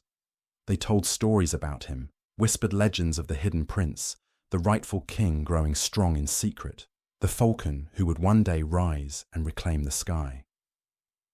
These stories spread gradually, quietly, from village to village, from the Delta toward the south, carried by fishermen and farmers, by those who remembered Osiris's goodness and chafed under Set's harsh rule. Set heard these whispers eventually. He heard rumors of a child in the marshes, of Isis hiding somewhere in the Delta with Osiris's heir. He sent soldiers to search, but the marshes were vast and confusing, and Isis's magic protected the places where they hid. The papyrus would grow thicker when soldiers approached. The channels would shift. The marsh people would misdirect any who came asking questions. But Set knew. He knew that somewhere his rival was growing, preparing, coming into his power, and he knew that one day there would be a confrontation. The thought filled him with rage and fear in equal measure. He had murdered his own brother to gain the throne. What would he do to keep it? As Horus approached manhood, as his training neared completion, as his body reached its full strength and his skills became sharp and sure, Isis knew the time was approaching. The hidden child would soon need to step into the light. The rightful king would need to challenge the usurper. The falcon would need to spread his wings and fly not just over the Delta marshes, but over all of Egypt. She performed one final ritual, a ceremony of preparation and protection. She wove spells around him that would guard him in battle, that would shield him from the worst of Set's power. She called upon all the gods who had loved Osiris, asking them to support his son when the confrontation came. She appealed to Ra, to Thoth, to the great ones who maintained cosmic order, reminding them that Set's rule was built on murder and betrayal, that justice demanded Horus be given his chance to reclaim what was rightfully his. And Horus stood before his mother, no longer a child hiding in the reeds, but a young god-king ready to claim his destiny. He was beautiful in the way warriors are beautiful, all lean power and focused intensity, his eyes sharp as a falcon's, his jaw set with determination. Upon his head, he would wear the double crown when the time came, the crown that united Upper and Lower Egypt, the crown that had been worn by Osiris in the Golden Age. But first, he needed to win it. First, he needed to defeat Set. First, he needed to prove before all the gods and all of Egypt that he was not just Osiris's son, but Osiris's rightful successor, worthy not just by blood but by merit, by strength, by his commitment to Ma'at and to the people his father had loved and served. When Horus emerged from the delta marshes, when he stepped out of the papyrus shadows and into the light of Egypt, he did not come in secret. He came openly, boldly, walking the roads his father had once walked, announcing to all who would listen that he was Horus, son of Osiris, rightful heir to the throne of Egypt. He had come to reclaim what Set had stolen through murder and treachery. The challenge echoed across the land. It reached Set in the palace where Osiris had once ruled, where the usurper now sat on a throne that had never truly been his. Set heard the challenge and felt something complex stir within him. Rage, yes, but also perhaps a dark excitement.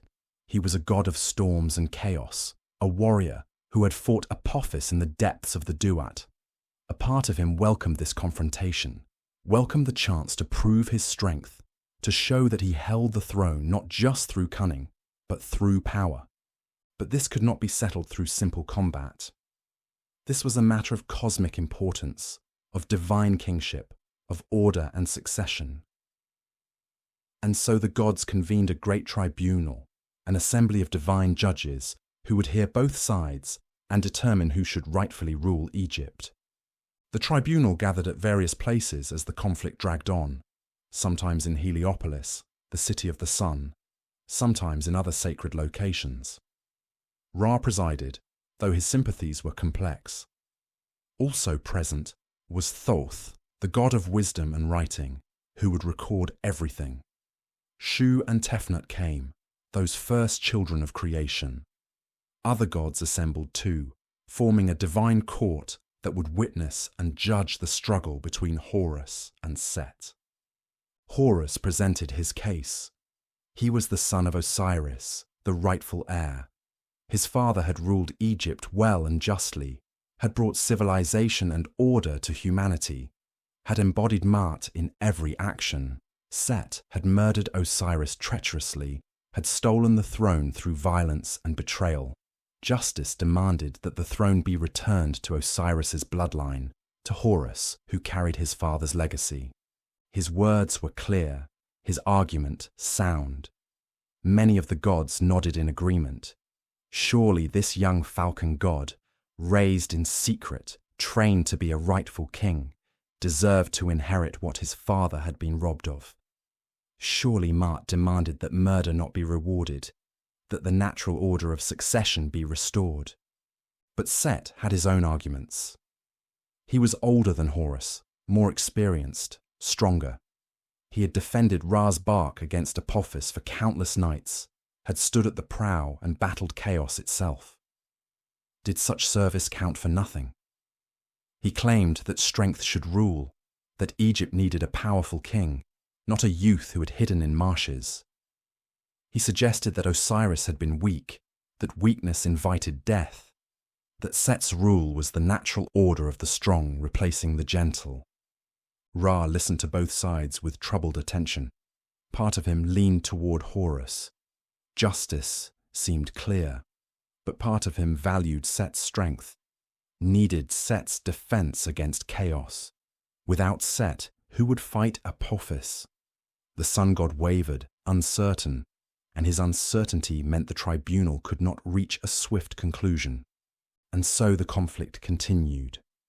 Not as a single battle, but as a series of contests, challenges, tests of strength and cunning that would determine who was truly worthy to rule. The struggle between Horus and Set would last 80 years according to some texts. 80 years of confrontations, each one strange and symbolic and brutal in its way. They competed in many forms, Sometimes they fought as hippopotamuses, those massive beasts of the river, charging at each other in the water, their great jaws clashing. In these aquatic battles, they were evenly matched, each powerful, each dangerous. The Nile frothed with their struggles, and neither could gain a clear advantage. They raced in boats carved of stone, an impossible task for stone sinks, yet these were gods, and their competitions existed partly in the realm of symbol and magic. Horus, through cleverness, built his boat of wood, but covered it in painted plaster to make it look like stone. Set, proud and straightforward in his strength, built his boat truly of stone and watched it sink immediately. Horus won through trickery, showing that intelligence could triumph over brute approach. But the contest grew darker, more violent, more personal. Set, in his rage at being outwitted, became more brutal. In one terrible encounter, Set managed to tear out Horus's left eye. This was no ordinary wound. The eye of Horus was sacred, was symbolic of wholeness and health, of royal power and divine sight. To lose it was to be diminished profoundly.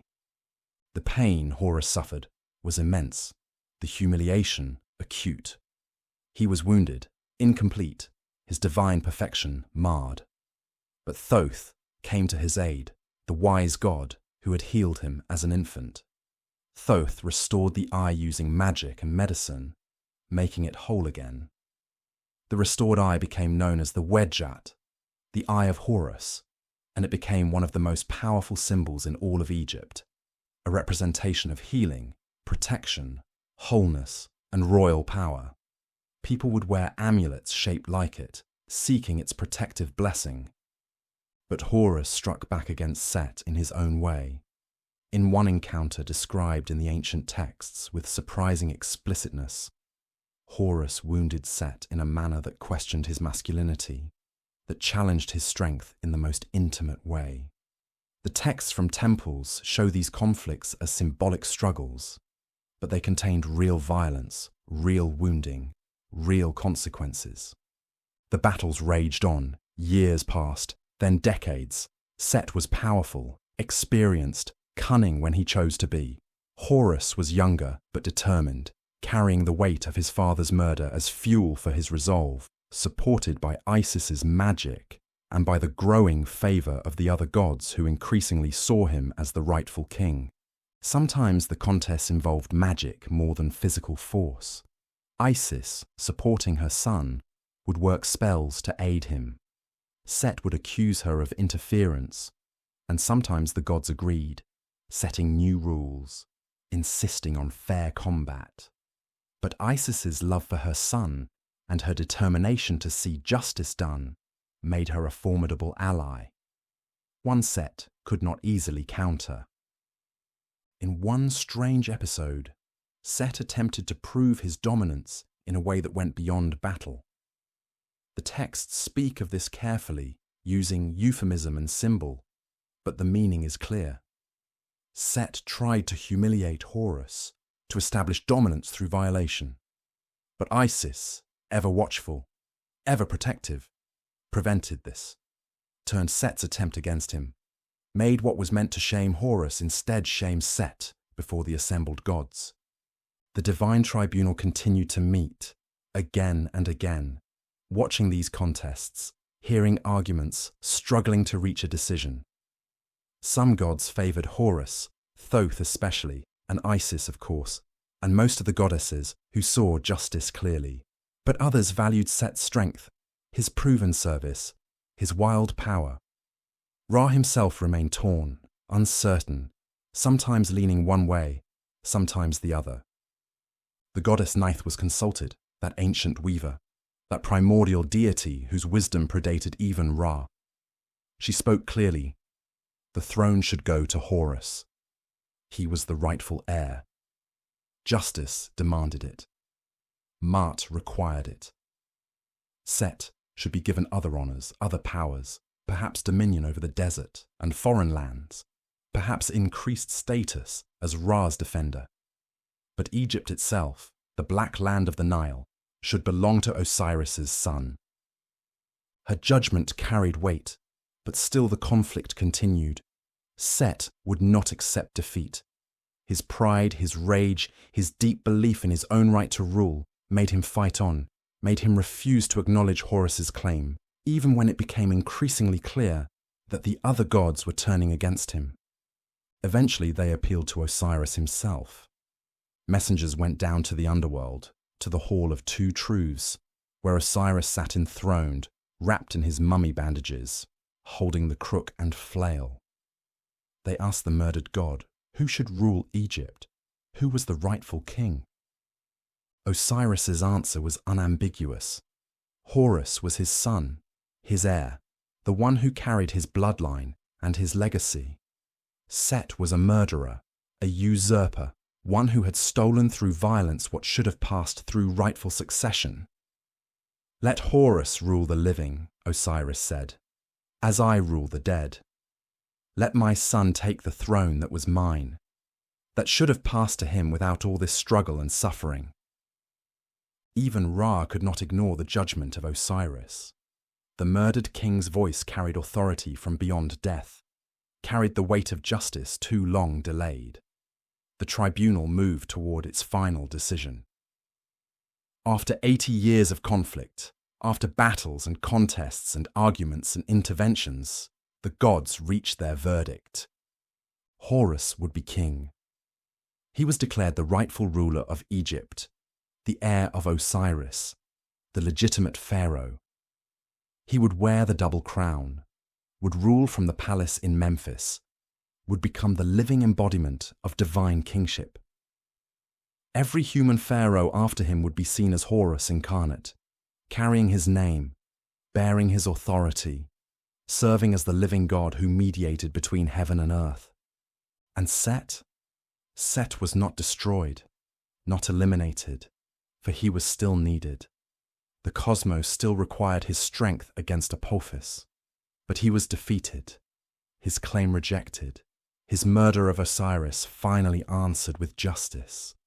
He was given dominion over the desert, over storms, over foreign lands.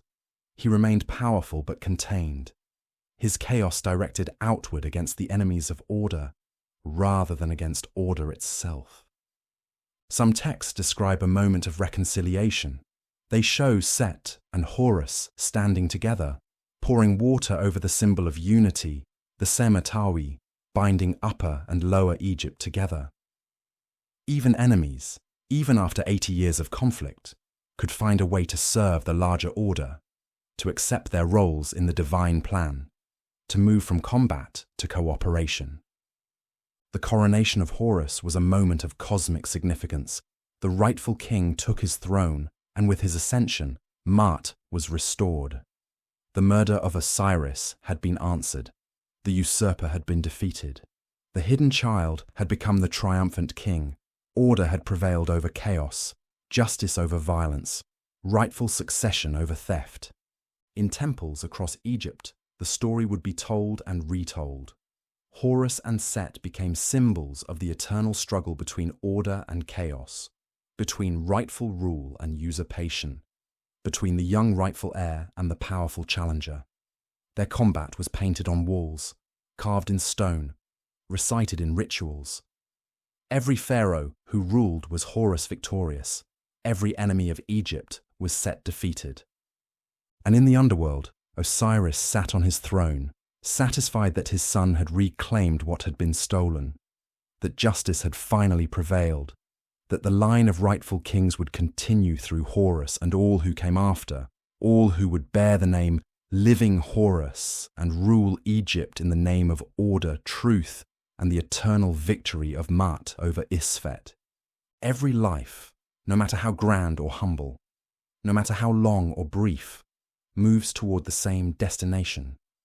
Death comes to all, to pharaohs and farmers, to priests and peasants, to the young and the old. The body ceases, the breath stops, and then begins the most important journey any soul will ever take. The ancient Egyptians understood that death was not an ending, but a transformation, a passage from one realm to another. The physical body would be mummified, preserved with care, wrapped in linen and placed in a tomb. But the ka, the life force, and the ba, the personality, would continue. They would need to make a journey through the duat, through the underworld, with its rivers and gates, its demons and challenges, its mysteries and terrors. This journey was long and perilous.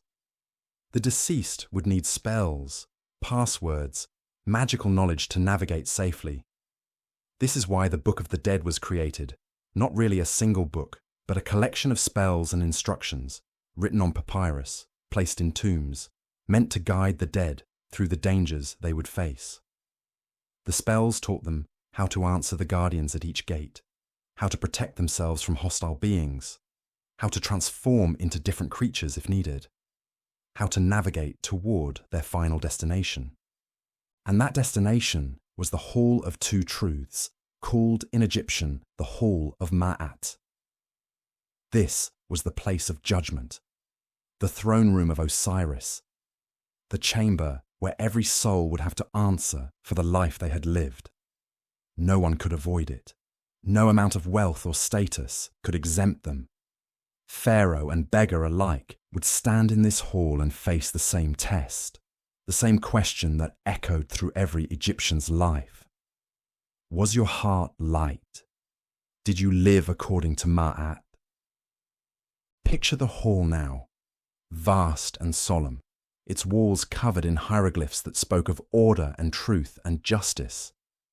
The air itself seemed to hum with divine presence, with the weight of cosmic law, with the accumulated judgment of all who had come before and all who would come after.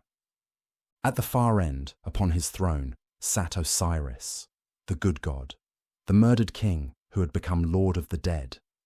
He was wrapped in white mummy bandages, his skin green like growing things or black like fertile earth.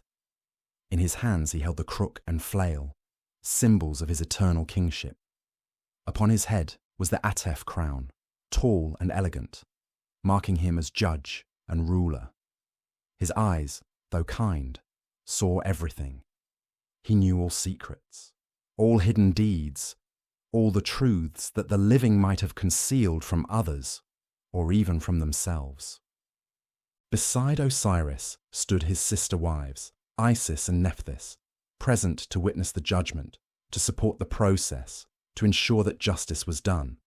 And behind Osiris, or sometimes surrounding him, were the 42 divine judges, each one representing a nome of Egypt, each one concerned with a specific aspect of Ma'at, a specific way that order could be violated or upheld.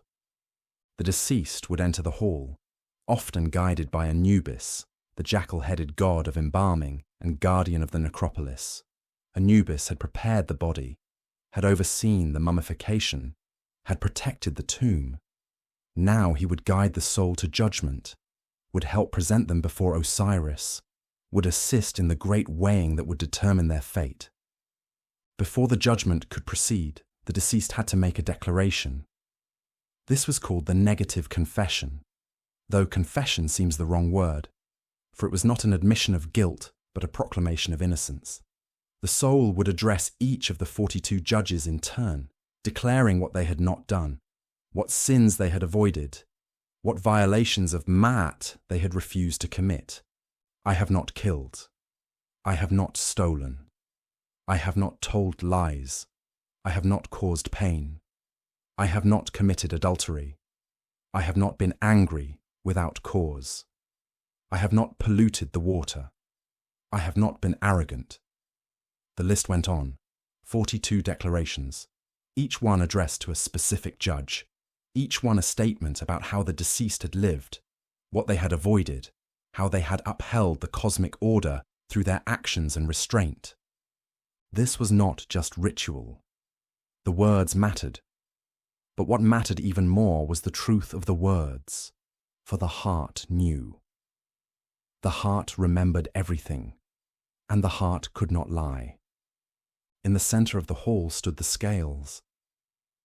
These were not ordinary scales, but cosmic instruments of perfect balance, maintained by Ma'at herself, or sometimes by Anubis, who served as the weigher.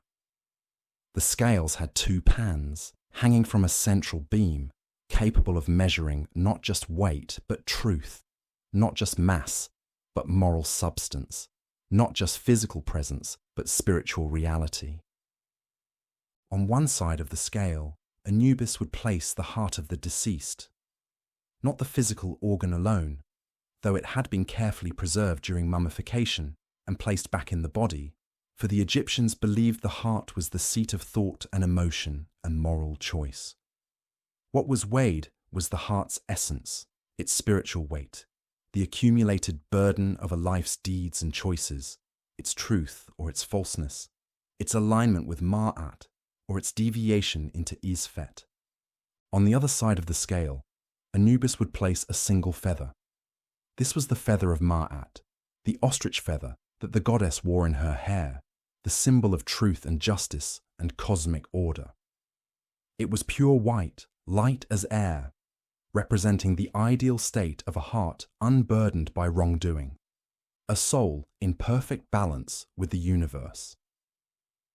The weighing began. Anubis would carefully release the scales, would step back, would watch with his dark jackal eyes as the pans moved, as the balance sought its truth. Thoth stood nearby with his writing palette and reed pen, ready to record the result. For Thoth was the scribe of the gods, the one who documented everything, whose records could never be altered or erased. If the heart was light, if it balanced perfectly with the feather, or was even lighter, then the deceased had lived well. They had upheld Ma'at.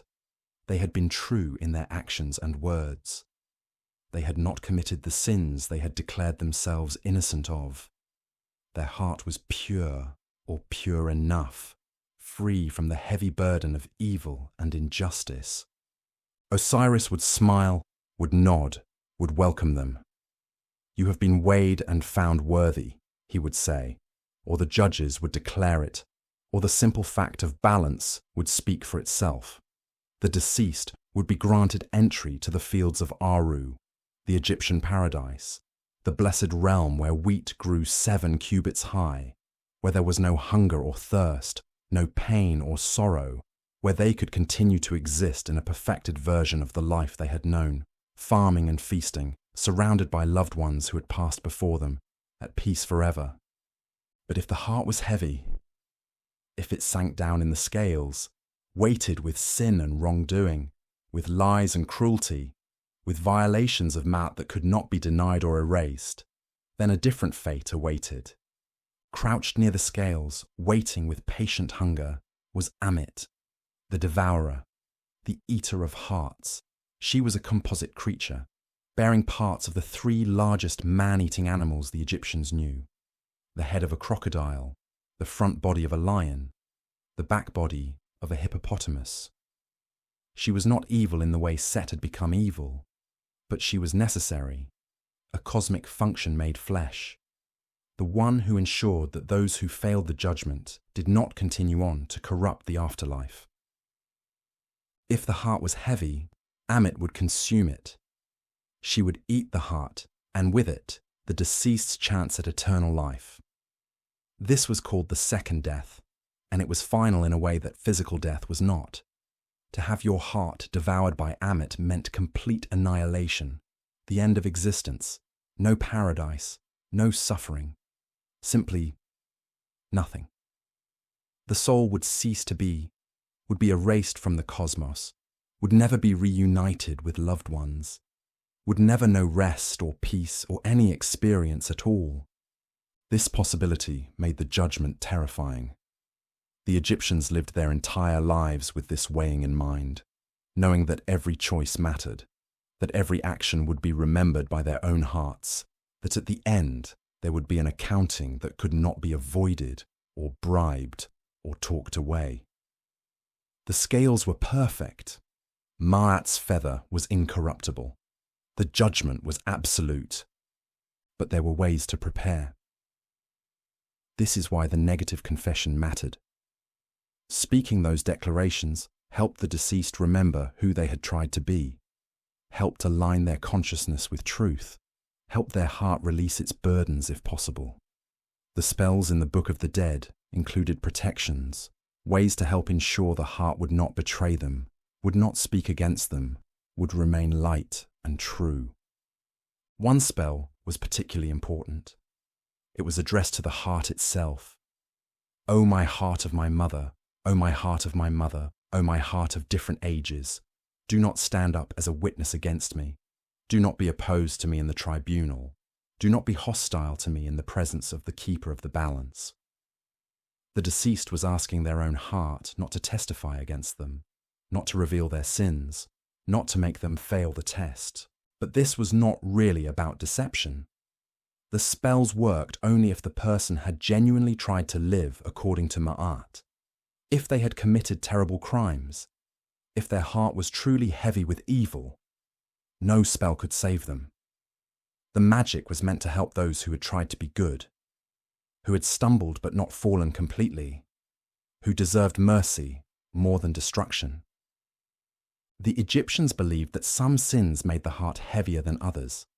Murder, obviously, theft from temples or tombs, disrespect toward parents, cruelty to the weak, lying about serious matters, but also smaller things accumulated. Unkindness, unnecessary anger, waste, arrogance, neglecting one's duties, failing to show gratitude, treating others unjustly in business or personal dealings. The heart kept track of everything, was the witness that could not be silenced or corrupted. In tomb paintings, you can see the weighing depicted again and again. The scales in the center, balanced or tilted. Anubis crouching beside them, carefully watching. Thoth standing with his palette. Osiris enthroned, observing. Ammit waiting, her jaws open. And the deceased, often shown in white linen, hands raised in prayer or supplication, waiting for the judgment that would determine everything. Sometimes the paintings show the moment of success, the heart balanced perfectly with the feather, the deceased being welcomed by Osiris, proceeding to paradise. These images were meant to be aspirational, to show what the deceased hoped would happen, what they had prepared for through their lives and through their burial preparations. This was not about perfection. The Egyptians were realistic about human nature, understood that everyone made mistakes, that life was complicated and morally ambiguous in countless situations. But they believed in intention, in effort, in the overall trajectory of a life. Someone who genuinely tried to live well, who acknowledged their faults and sought to do better, who upheld Ma'at more than they violated it, could hope to pass the weighing. And when a heart balanced with the feather, when Osiris smiled and gestured the soul forward, when Ammit turned away disappointed, when Thoth recorded a successful judgment, when the deceased walked past the throne toward the gates of Aru, there was a sense of completion, of cosmic rightness, of a life well lived receiving its just reward. The struggles and sorrows of mortal existence were behind them. The judgment had been faced and passed. Eternity awaited, peaceful and abundant, forever. And so the stories complete their circle.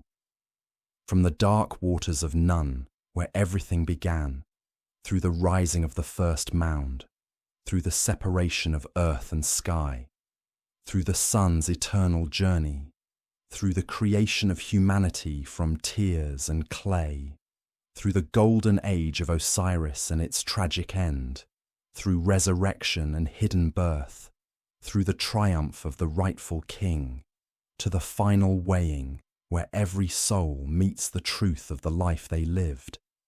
These are the myths that the ancient Egyptians whispered in temple shadows, painted on tomb walls, carved into eternal stone. Stories of creation and destruction, of love stronger than death, of justice delayed but never denied, of the eternal dance between order and chaos. The stories rest now. The gods remain in their places, Ra sailing his endless sky, Osiris enthroned in the hall of judgment, Isis watching over all who call her name, Horus ruling with the wisdom his suffering taught him. And you can rest too.